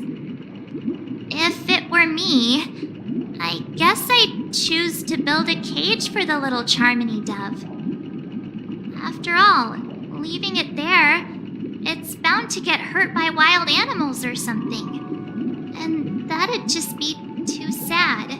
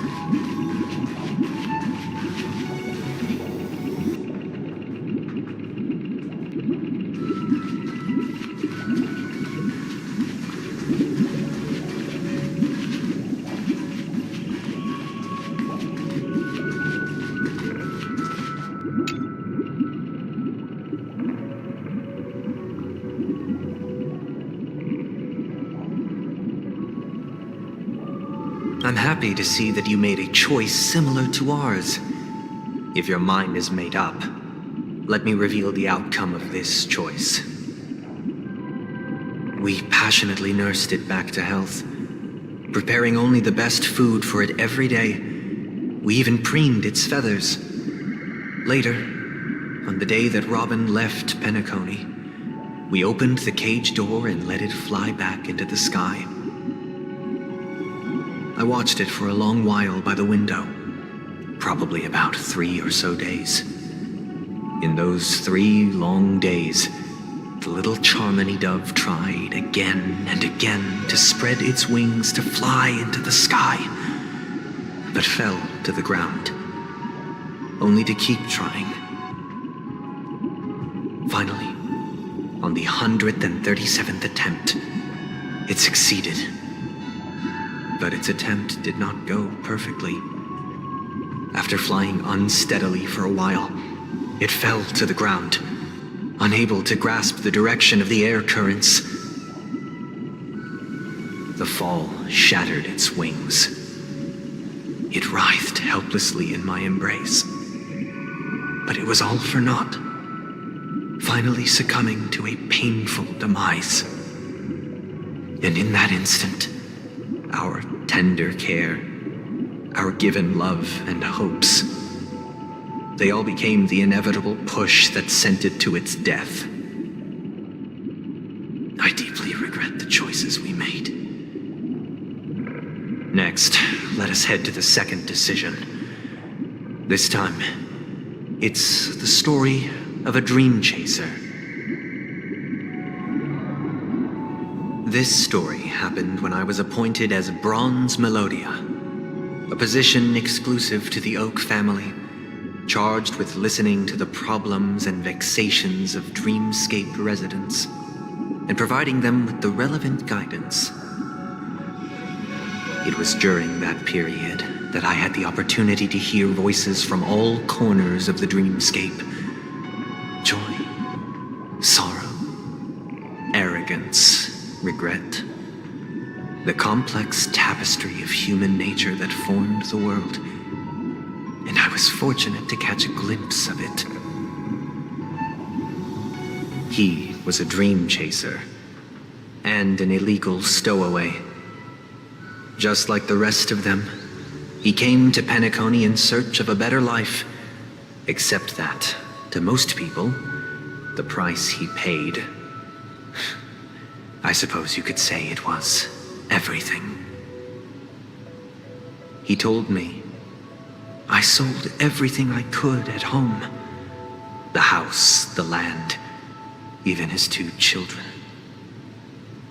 He said he could not afford to raise them, and that at least they could eat if they lived as slaves. He had a plan in place. He would buy back his children once he had made his fortune, and enjoy Penacony's beautiful dream with them. Alas, his plan to smuggle himself was somewhat clumsy, and he was sniffed out by those pig-headed hounds. After hearing the Dream Chaser's story, I immediately appealed to the Bloodhound family to cease their pursuit. That way, at least he could live peacefully. But I was still too naive to the ways of the world. I did not anticipate that what I thought was a kind gesture would later lead to dire consequences. I'll tell you the outcome soon. For now, I'd like you all to make a choice. Will you do as I did and try to convince the Bloodhound family to stop their pursuit so that the Dream Chaser may live peacefully and realize his wishes? Or will you remain silent, leaving him to languish while the hounds are hot on his heels until his inevitable judgment arrives? I look forward to everyone's decisions. Who knows? Perhaps they might even alter the outcome of this tragedy.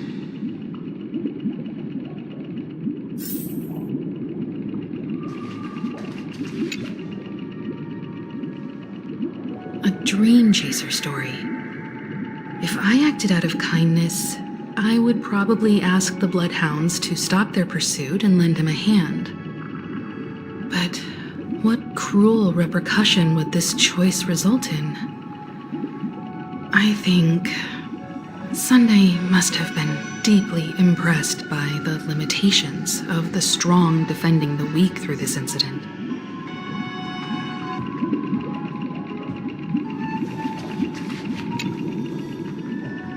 This question...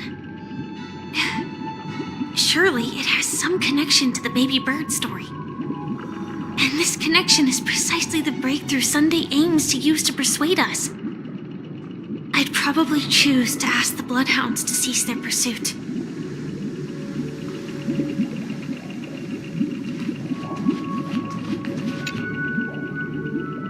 It seems illegal stowaways are really quite common on Penacony. But that guy in the story, I don't think he deserves any sympathy at all. He sold his kids to chase a dream. Even if he intended to go back for them, it's still insanely irresponsible. With that thought, there's only one choice. Let the Bloodhound send him back home. This person deserves to be punished.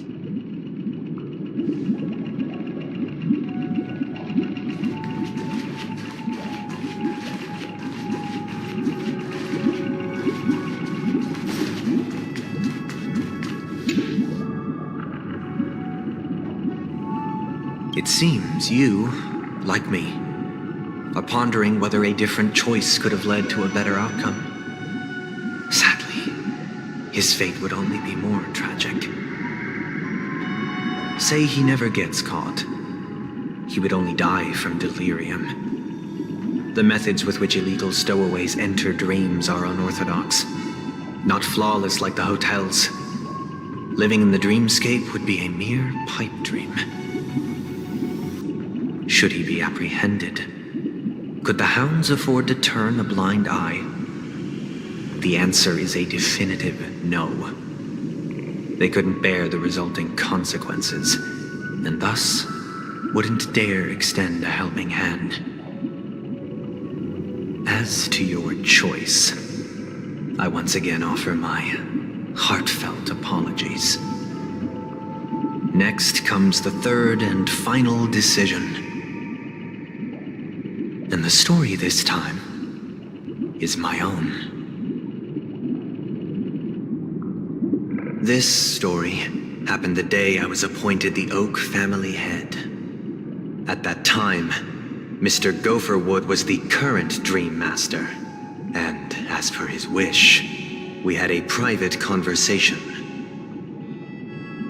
What surprised me was that the Dream Master had only come to deliver a letter to me. He let me read its contents, and it was a letter from my sister. The letter contained the usual pleasantries, anecdotes from her travels, nothing out of the ordinary. Just as I started wondering how this letter related to our discussion, the Dream Master began to speak. Do you know who wrote this letter? My sister, of course. But why would you personally visit me to hand me a letter from my sister containing mere trivialities? To help you grasp the full scope of this issue. Do you know where Robin is at this moment? From what the letter indicates, she must be in Caspelina 8, correct?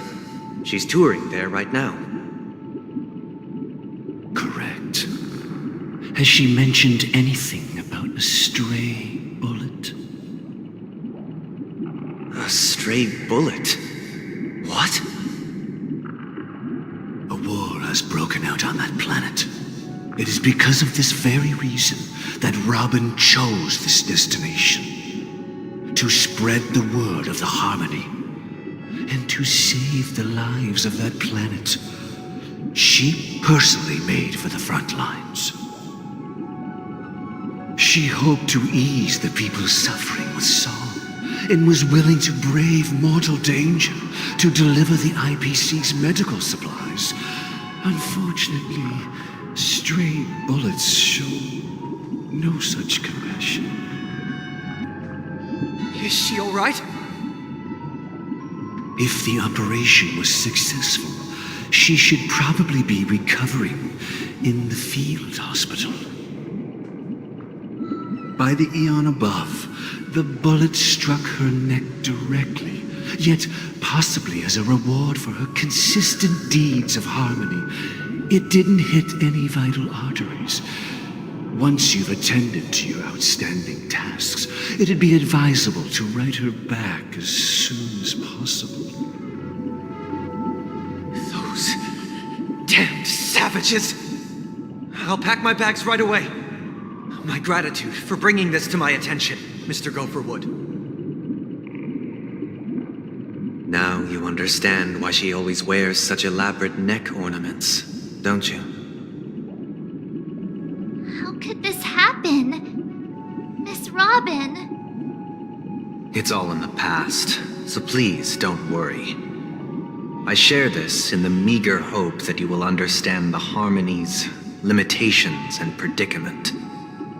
As grandiose as the strong defending the weak sounds, many times, it is nothing more than wishful thinking.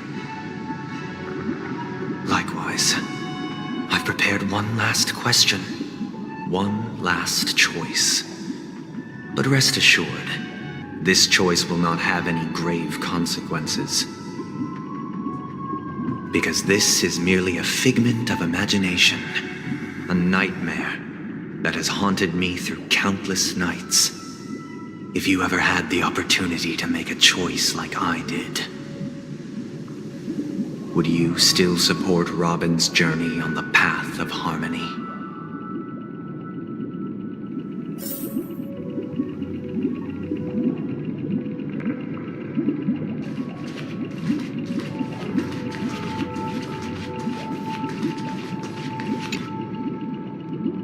I often feel like I've dreamt of similar scenes on certain nights. In the dream, I see blurry faces. I don't know who they are, but I sympathize with all of them, fighting for survival against some unfathomable force. Their confusion and fear are lucid to me, but I also remember they chose never to give up. Just like Miss Robin. If Mr. Sunday's question leaves you puzzled, you should find the answer from your own experiences. With each trailblaze, dangers and tribulations will surely follow. But would you ever back away? Would you stop March and Don Hung from reaching their next destination? I believe you have an answer of your own in your heart.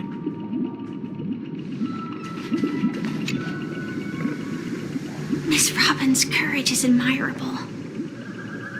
And here I was thinking she was just another superstar celebrity. But the fact that she's also Mr. Sunday's younger sister?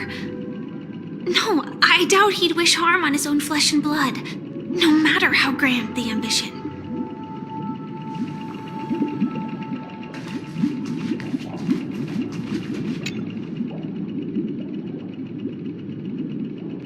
Can't believe that happened to Miss Robin. The strong defending the weak is a great mantra, but if I had to pay such a price,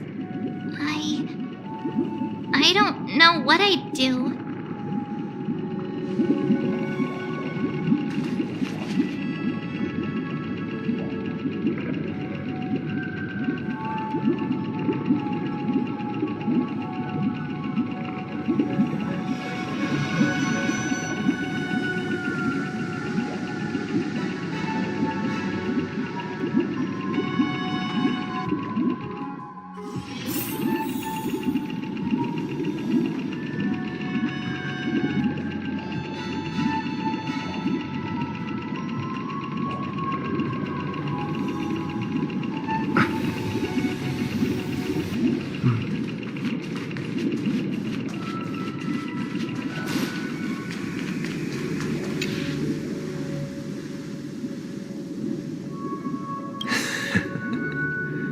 I see.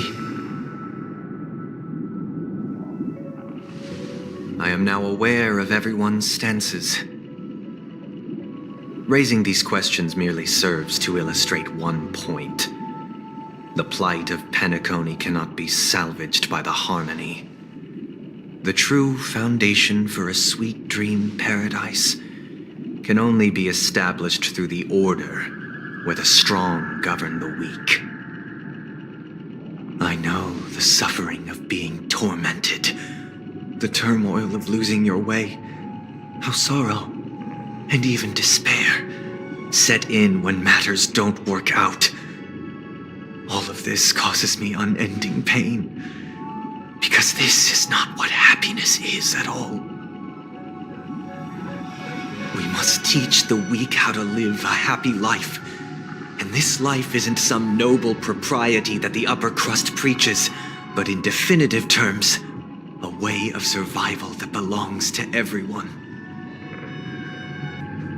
So what is your definition of living a happy life? Good question. Human consciousness is fundamentally an illusion, a cage known as self-worth. People lured in by this illusion make mistakes, yet still ask that external influences bear the burden.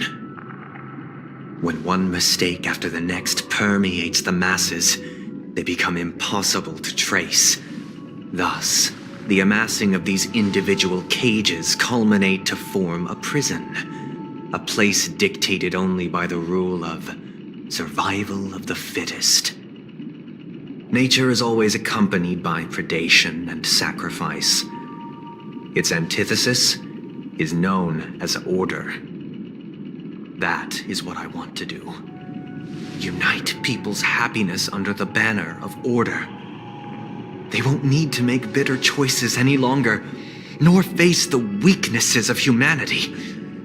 They can cast aside their primal instincts to build a haven for mankind.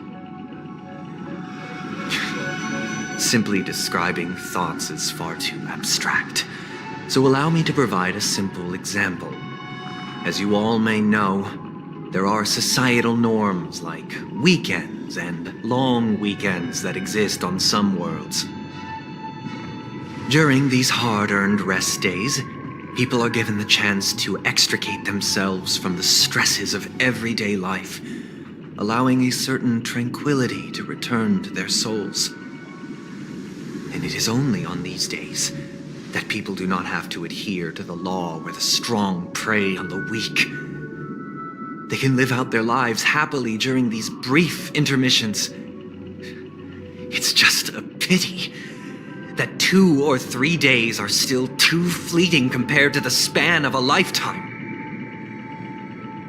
From where I stand, society's ideal system should be 7 rest days. Following Sunday, there should ensue a second, a third, and indeed an infinite procession of Sundays. This should be the face of the new world. Idyllic, eternal, peaceful days. And thus, every person can return to their base selves in this utopia. Some gaze in reverence at the stars, pouring their whole beings into calculating the distance between us and the isolated world of Pagana. Meanwhile, some seek refuge in quiet corners, holding one another, unencumbered by the chains of unwelcome obligations. There would be no need to bear the hardships of reality. Only in this way can humanity face the inevitable end with the purest of spirit, living a life of dignity. This is what it is to live in bliss.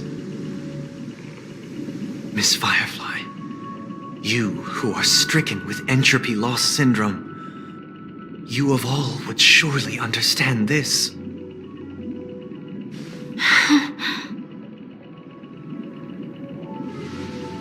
It sounds like a flawless theory.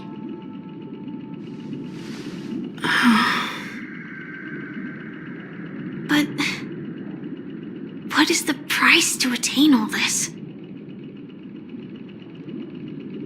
The cost is minute, merely a personal and eternal sacrifice. If this paradise is to be maintained for everyone, someone must remain trapped in solitary awakening until the end of the cosmos. Awakening. Which means that this so-called paradise is still a dream. Stepping into this paradise means forsaking reality, correct? It is not forsaking, but transcending. Flesh, blood, sorrow, weakness. If the physical is the root of spiritual suffering, it is only logical that we defeat it. But in this supposed bliss, people won't have defeated their demons. The chance to overcome their tribulations would be forever lost to them. In other words, it is an escape. That's another way of understanding it. But there is no shame in escape. On the contrary, the seeds of escape exist in everyone's hearts. Don't you agree, Miss Firefly? And as for why life slumbers, it is because we are afraid to awaken from our dreams. But this is not in conflict with the grand plan. Only in acknowledging this can we truly understand the frailty of human nature, and from there, show compassion and protection.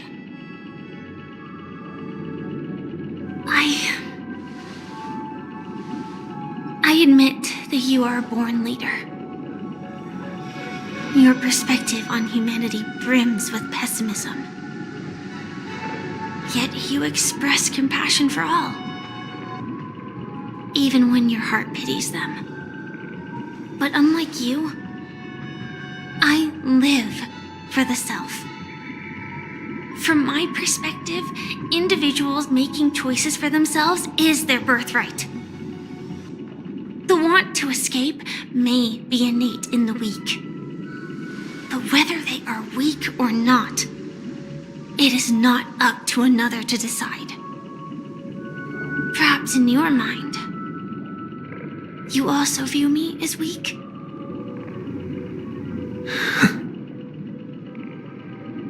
Because I don't think so. Since Miss Firefly has said her piece, the Astral Express will also naturally give you our answer. We'll leave it to you. Just as Mr. McHale instructed before. Tell him our choice.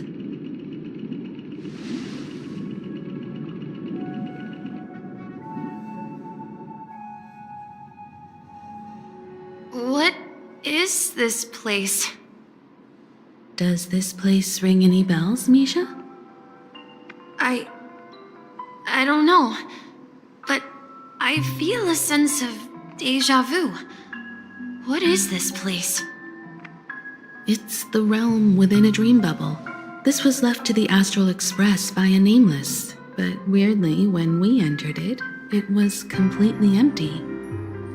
Dr. Edward from the Dreamscape sales store told me that dreams are formed from memories, and a dream bubble can't take shape if its core is empty. So I thought you might be able to help us in unraveling this mystery, Misha. As a hotel doorman, you know Penacony best among us. I don't know much about dream bubbles, but if you want to figure out what this mansion is, I'll do my best. I'm counting on you then. Himeko, I still don't get it. Why were you so sure that Misha had a connection with this dream bubble? I wasn't sure. It was just a hunch. But since Misha feels familiar with this place, my hunch might be correct.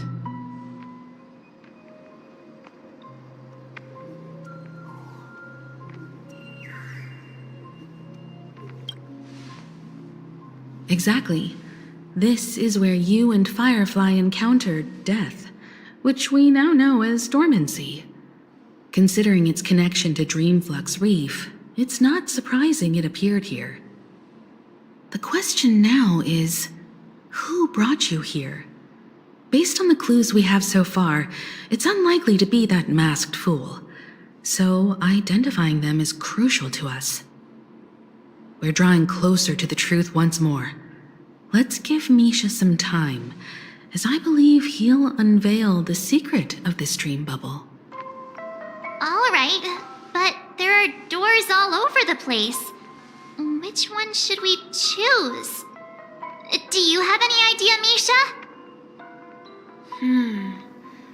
I guess...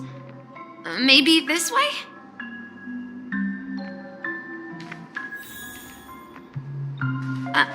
I'm not entirely sure, but let's give it a try.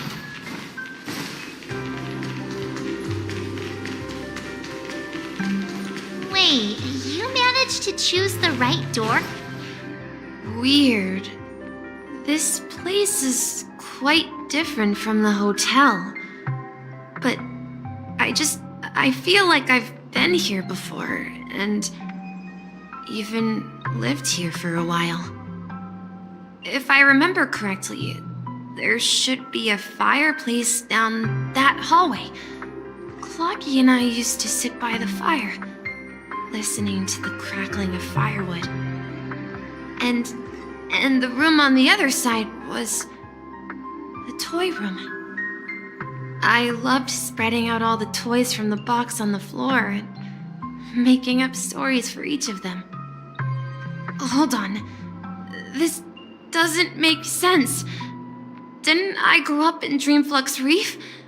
So, what is this place? This could be a case of amnesia.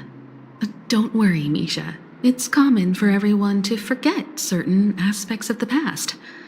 Those memories haven't vanished. They're just lying in the depths of your mind. We can surely get them back. Since this place seems familiar to you, why don't we explore a few more rooms and see if you can recall anything more? Yeah, then let's check out the rooms I just mentioned.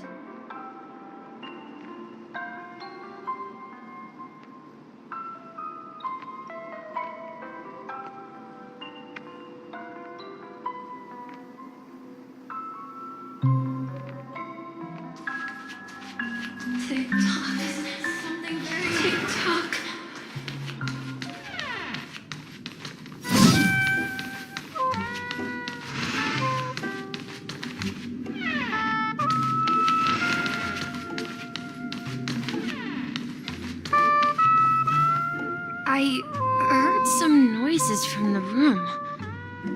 Origami Bird? That's a friend of mine. You and Origami Bird are friends? Yeah. It's a member of the Compass crew, just like Clocky and Miss Mirror. And there's more than just one Origami Bird. They are a big family with lots of brothers and sisters who look the same. They follow Miss Mirror's orders and handle all sorts of jobs on the ship. They're the best sailors. Sailors? Can Origami Birds be sailors? Could you tell us more about the Compass, Misha? The Compass is a ship bound for the New World. Clocky and his partners travel through layers of fog to the depths of the sea. Whenever there is danger, Clocky will use a compass and guide the ship in the right direction. That's a great story. But in the Penacony cartoon, Clocky and his partners have always lived in Dreamville and never ventured out, right? Huh? Oh, that does seem to be the case. Weird. I clearly remember Clocky arrived in the New World in the end. Perhaps Clocky has a hidden past. So, where has Clocky gone? Did he leave to protect Dreamville?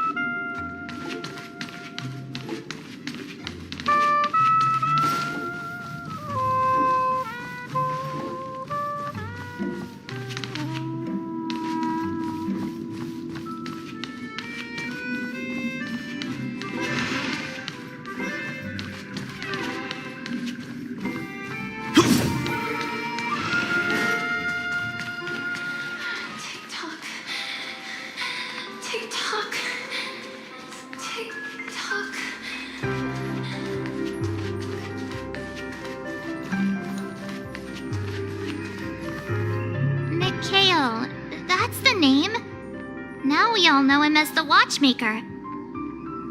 So, who is he talking to? Do you know anything about it, Misha? I'm sorry. I don't know much about the Watchmaker. But, Mikhail... Anything special about that name? Mikhail is is Grandpa's name. Grandpa? Do you mean you're the watchmaker's grandson? But we haven't heard anything about the watchmaker having descendants. And the name Mikhail is not rare. Perhaps it's merely a coincidence. Could you tell us more about your grandpa, Mikhail? Yeah, sure.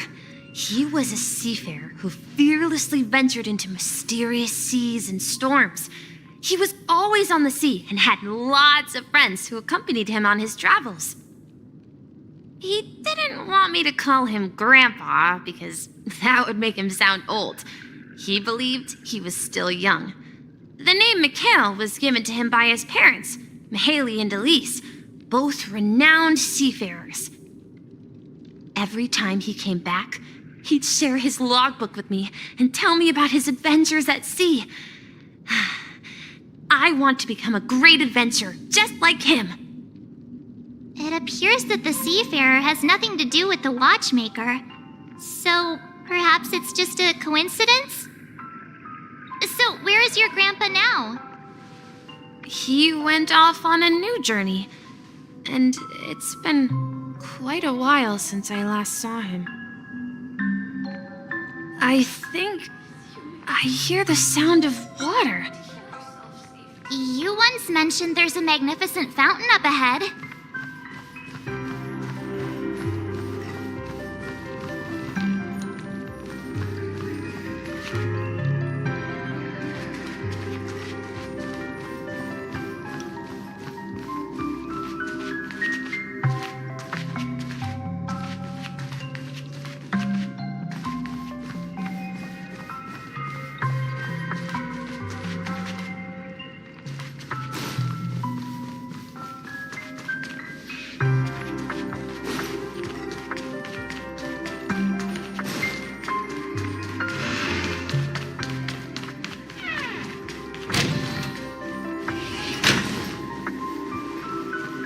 Look, there it is!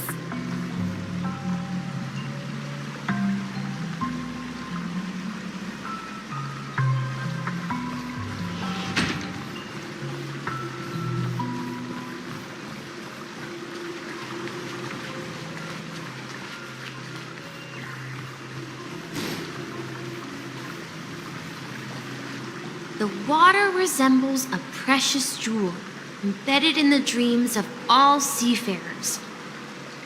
Every time I gaze at the shimmering lights beneath the waves, it feels as though I'm back in this place, standing by your side. Have you recalled anything, Misha? Yeah, I saw these sentences in Grandpa's logbook. He used to say that despite the perils of the sea, whenever he stood on the deck in the afternoon, overlooking the sparkling waves, he would think of this fountain in front of his house. He often said that those moments felt like returning to his family's side, and the difficulties at sea didn't seem quite as challenging. You know, I quite understand such sentiments.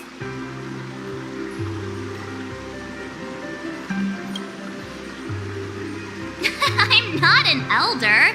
I was just being a bit sentimental. Perhaps every adventurer far from home carries a fountain within their soul. Even though the other side of the sea remains shrouded in the unknown, the fountain in front of his house serves as a compass, leading him back to his cherished ones. Yeah, while Grandpa was at home, we would stand by the fountain and place the compass, a toy boat that I made, into the pool. Back then, I would ask him when I could go on adventures like him, and he would always laugh and say I was still too young. It seems this Mikhail is truly a seafarer and has nothing to do with the watchmaker. Yeah, based on Misha's recollections, the scenes in the dream bubble appear to be his childhood memories. But this raises more questions. According to Misha, he was clearly born on an oceanic planet and led an ordinary life. With no connection to Penacony at all. Could this be some sort of metaphor? Perhaps the sea refers to the memory zone. I'm sorry.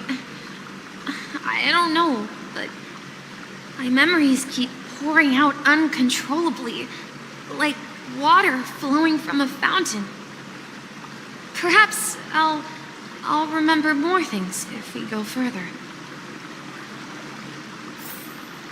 Share your burden.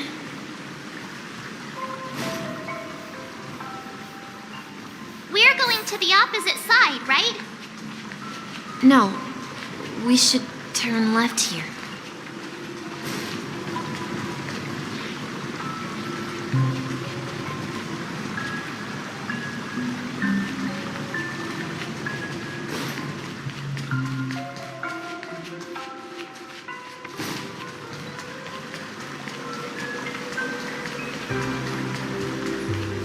Huh? Something feels different about this place. This is it. I remember this corridor.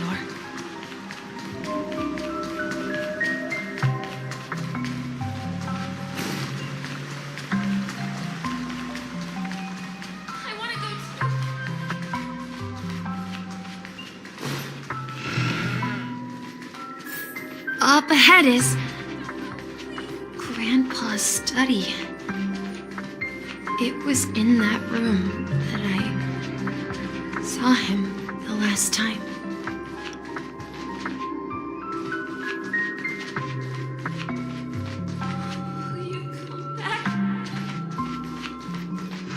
Tick, we go around so many challenges. Ride the new world.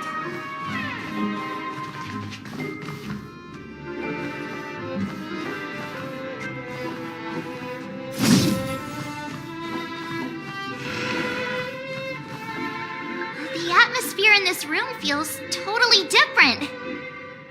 Misha, you finally come. Clocky, you're here! Yeah. This is the room where we first met each other. Are those books on the bookshelf logbooks left behind by that seafarer? Yeah.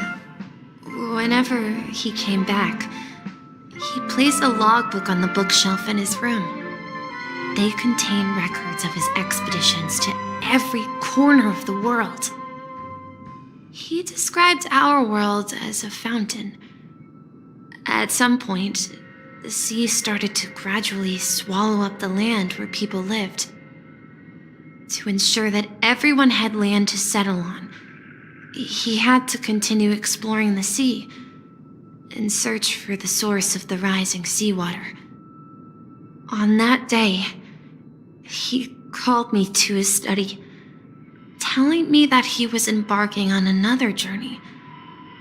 However, I could sense the gravity in his expression. It was the same look I had seen on my father's face before his final voyage. I asked him if I could go with him, but he said that my adventure lay elsewhere and told me to stay home and patiently await a certain sound at the door. What sound?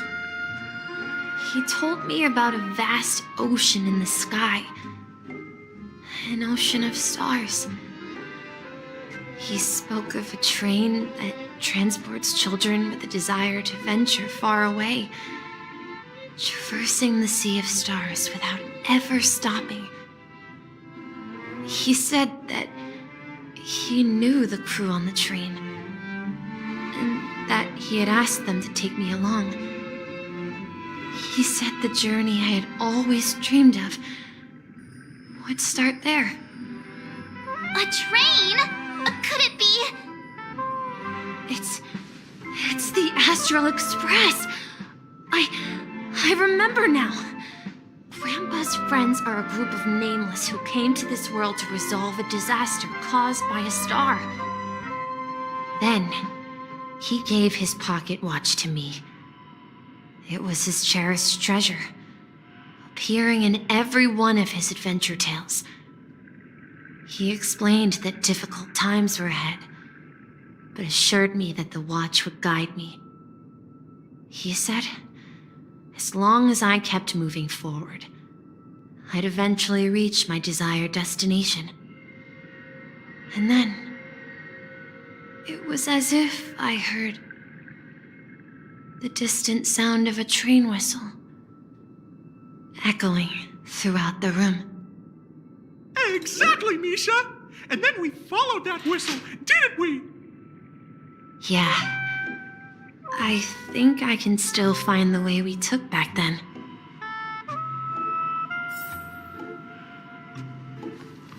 This is the dream jigsaw, right? So we're supposed to find the exit. But where can we find the last piece? Do you remember? You said you obtained a mysterious shard when you stumbled into this place. Hey, the shape seems to match. So this shard is also connected to Misha? Looks like we're just one step from revealing the truth. Let's get to the other side and investigate.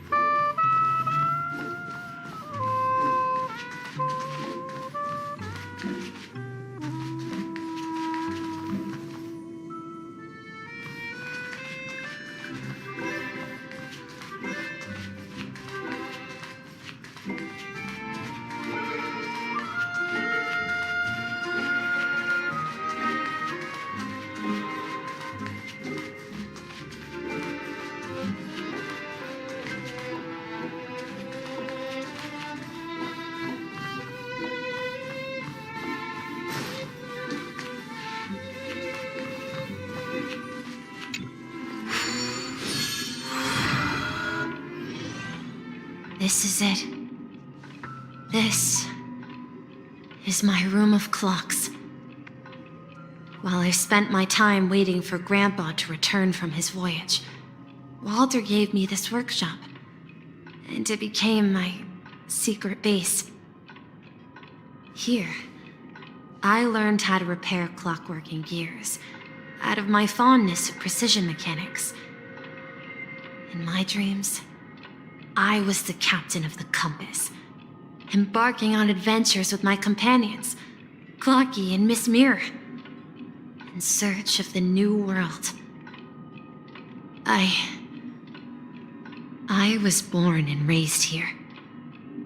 So, this building in the dream bubble is your childhood home? Yes, but not exactly. To be more precise, this dream bubble itself is my home. Looks like you've remembered everything now. Wait. Why does it feel like everyone else knows something I don't?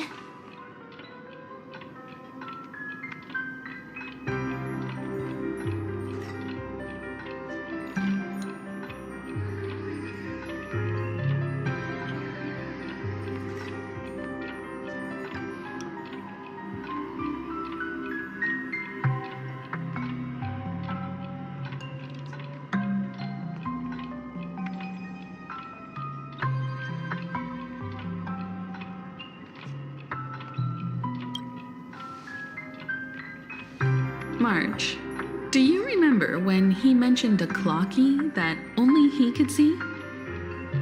Yeah, the little guy here, right? But we all saw him in Dreamflux Reef, right?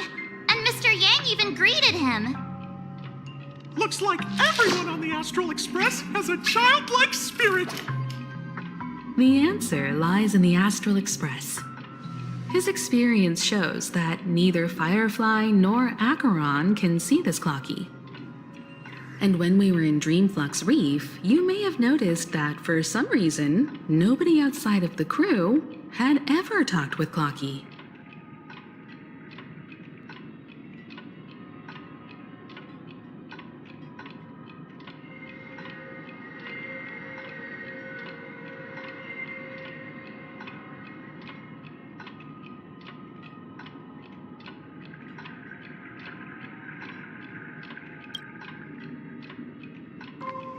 A mimetic life that can only be seen by a select few. It's just like a hidden message left by someone for the nameless. But Misha can see Clocky too, right? They even grew up together. But Misha hasn't started the way of the Trailblaze yet. That's the key to the mystery, March. Now take a moment to recall. Have you ever seen anyone outside of the crew interact with Misha? Wait. No way! That's the answer, March 7th. This dream bubble is the place where I was born. And I'm a dweller in this dream. Just like a memory zone meme. I should have stayed here and waited for you.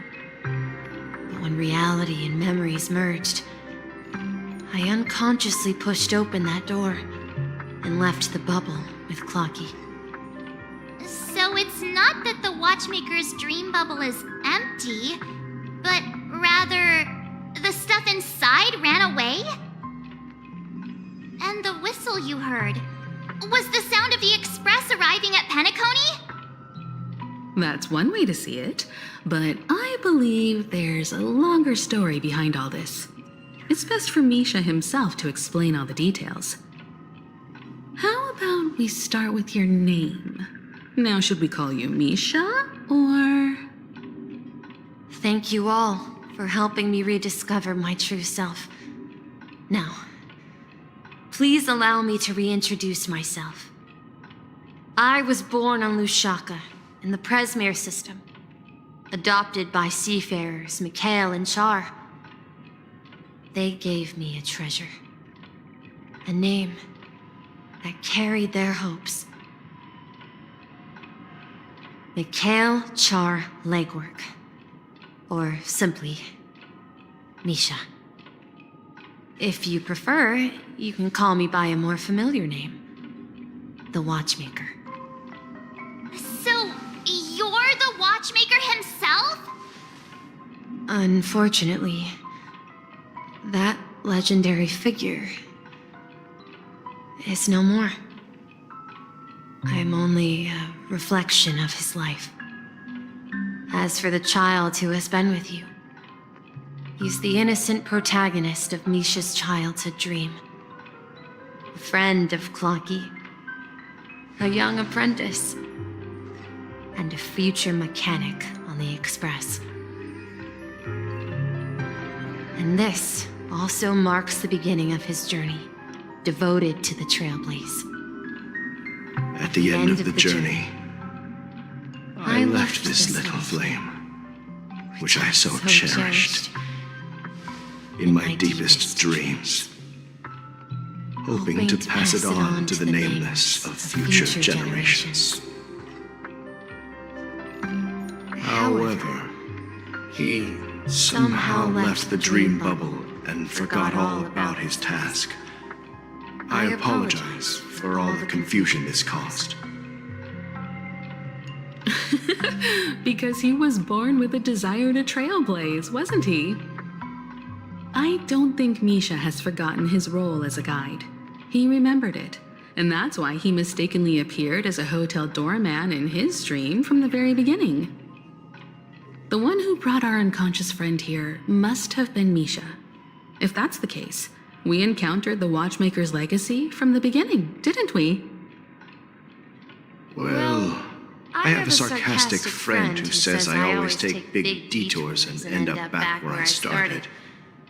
Perhaps that's what every nameless has to go through. But in the end, you found me. I'm sure you're all wondering what my legacy is. I believe my hound has mentioned the Stellaron and my wealth. If I may apologize, the Stellaron part is real.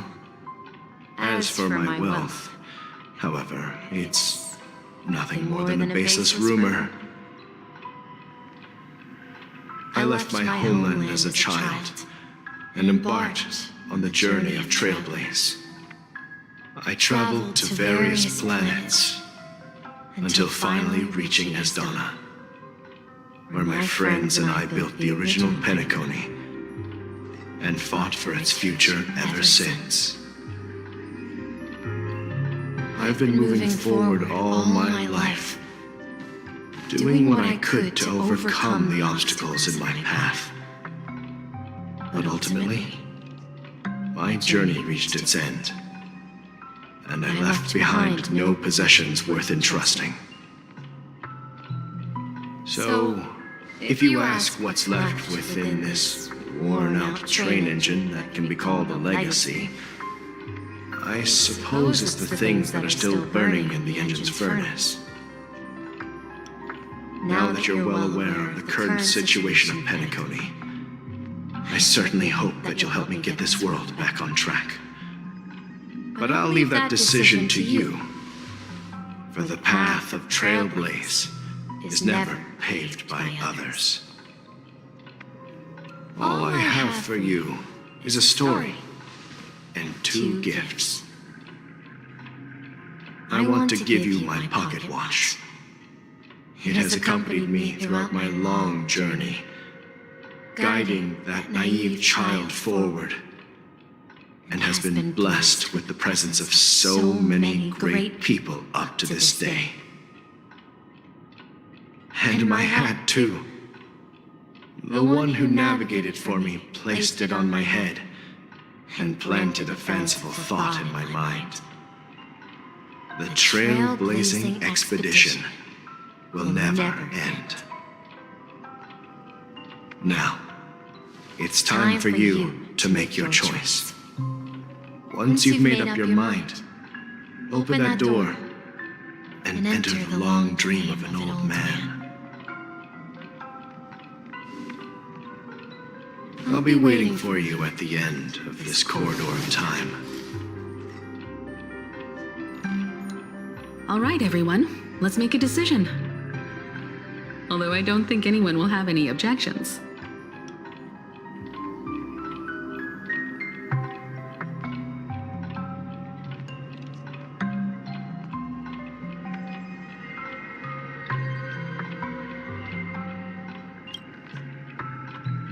Of course. We've come this far. Surely there's no other option than moving forward. In that case, it's unanimous. Then let's proceed together to the end of this stream and tell Mikhail our decision.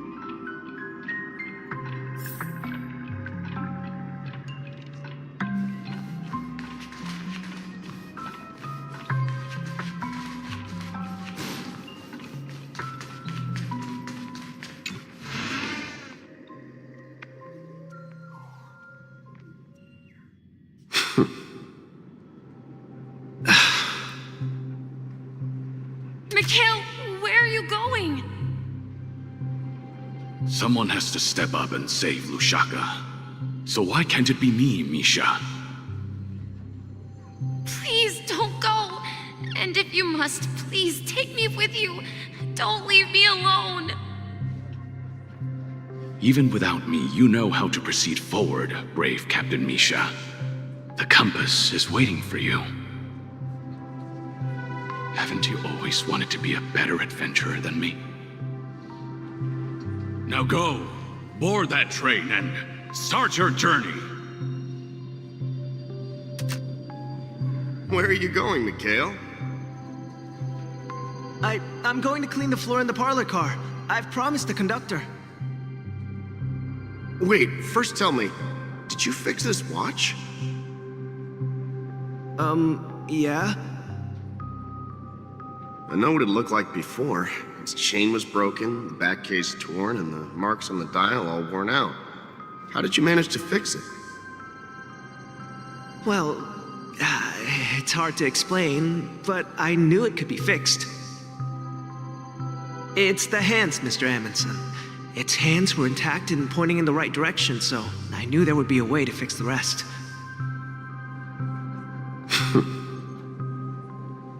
I see.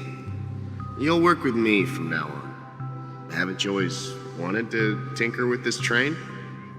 You're its mechanic now. As for the conductor, I'll do the talking. But I only know how to fix watches. Don't worry. You've got what it takes. I'll teach you what you need to know. Where are you going, legwork? It's time to head to our next stop.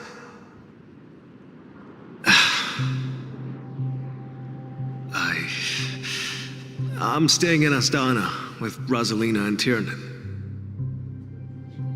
I see. This place reminds you of home. The people of Astana have only achieved a tiny victory and still have a long way to go towards true freedom. Hanunu needs us. Don't worry, not all journeys lead to the stars. Even if I leave the Express, our path of Trailblaze will continue. Yeah. I knew you wouldn't stay on the Express forever. Leave in peace, my friend. And, take this with you. This is Mr. Amundsen's hat. But why? When he departed, he said he would leave it to his best student. Well, I suppose the time has come. Farewell, legwork. Take care of Tiernan and Rosalina. And don't forget to write to us.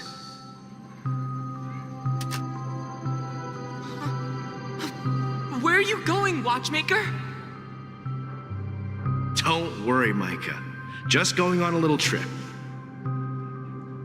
Someone has to be at the forefront of the interstellar frontier, and I'm the only former nameless in Penacony. So why can't it be me? Because you're all we have. Have you forgotten about Tiernan? The cosmos is way more dangerous now. What will happen to Penacony if we lose you too? But what will happen to Penacony if we don't find a way out? Ah, Tiernan. How could I ever forget him? I've spent countless sleepless nights asking myself why I didn't go with him back then. We Nameless won't stop. Don't worry, Micah. It's just a matter of getting back to my old profession. Just wait for me to come back. But if, and it's a big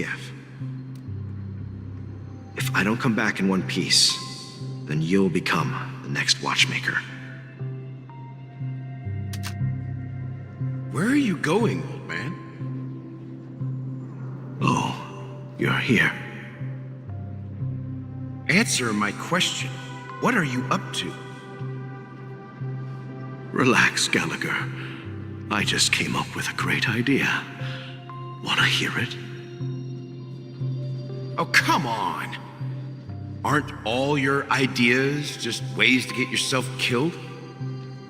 I may be blunt here, but you're the last remaining hero in Penacony. If you die too, the secret of the Stellaron will go to the grave with you. Yes, I'm afraid there's no way out in Penacony, so I'll have to consider alternatives beyond Astana. We'll organize a festival using the Watchmaker's legacy as a facade and send invitations to the entire cosmos to gather people here. So, a desperate struggle against the family? Desperate? Don't we have you here, my friend? This task is challenging, but what hasn't been challenging for us along the way? Well, whatever you do, remember, make sure to send an invitation to the Astral Express. Misha! Where are you going? Oh, it's you, Clocky. Take me to Dreamflux Reef. Last night, I had a long dream about the day we met. I want to write down that dream. Write it down? Why? Oh, so I won't forget it. Do you remember how you got your name, Clocky? Of course! You told me that when you were a kid, you lived in a room full of clocks. Those wall clocks and pocket watches grew up with you and were your best friends. Yes, but what I didn't mention was there's a funny misunderstanding behind it.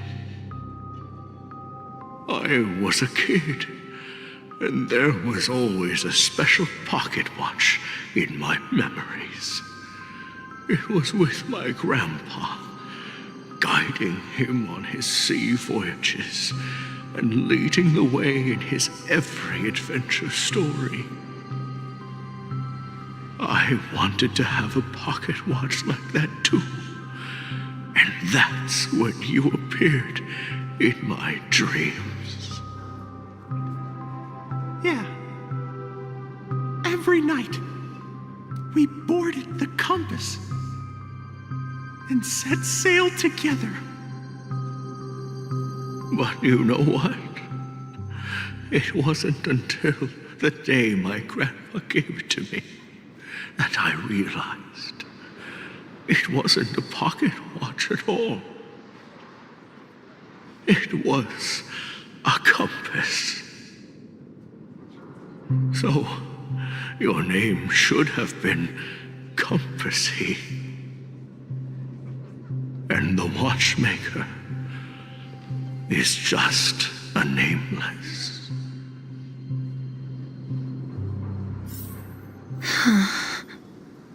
We've arrived at Dreamflux Reef. So, where to next?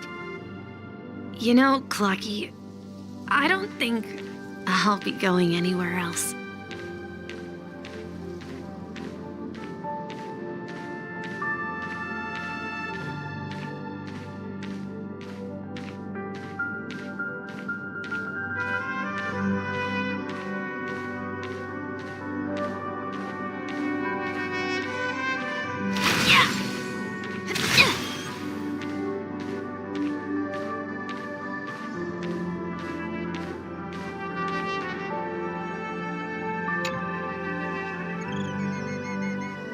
I've traveled far enough, and it's time for a little break.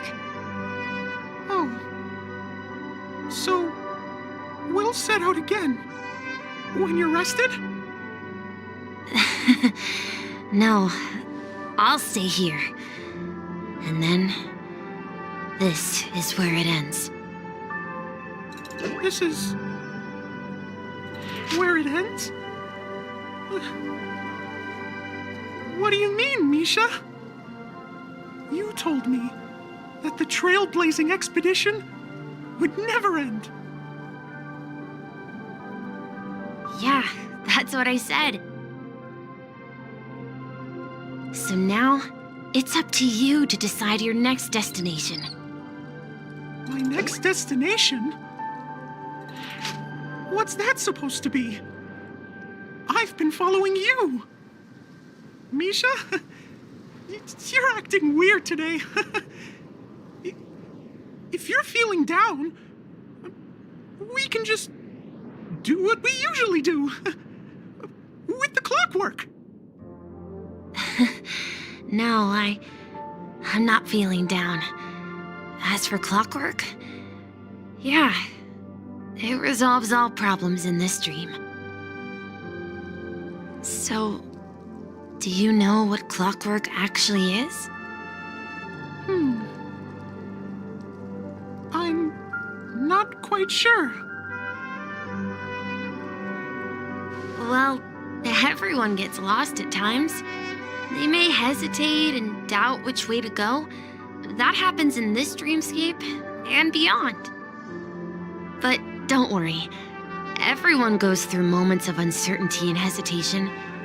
Eventually, they gather the courage to make bold decisions. Whether it's calming, happy, angry, or sad, all they need is a little nudge to take that step toward where they truly belong. I'm leaving that little nudge with you, and I hope you'll share it with others. Such is the essence of clockwork, the will of the Trailblaze.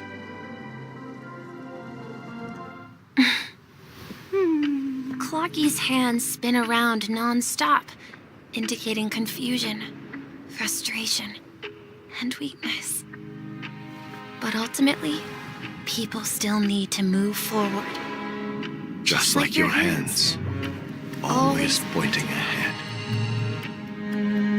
This is where my journey ends. From now on, it is your path to walk. Trailblazing means taking paths your predecessors forswore, and venturing even further. The Penacony in Mikhail's dreams does not belong to Order.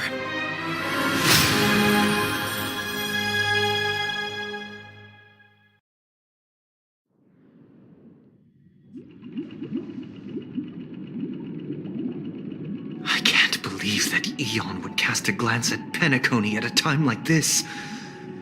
Is it because of the resonance from the legacy of the Trailblaze? Or perhaps the bond between you is so strong that it even impresses an Eon?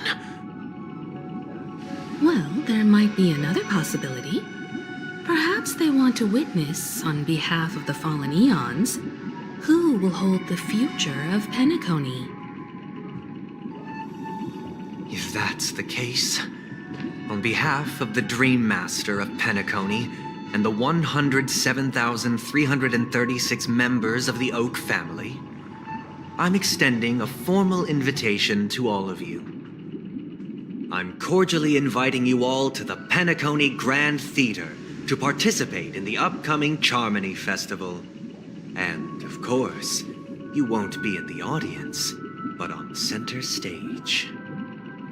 Since the future of the Stellaron, Penacony, and even the entire cosmos is at stake, let's draw a conclusion there, in all fairness.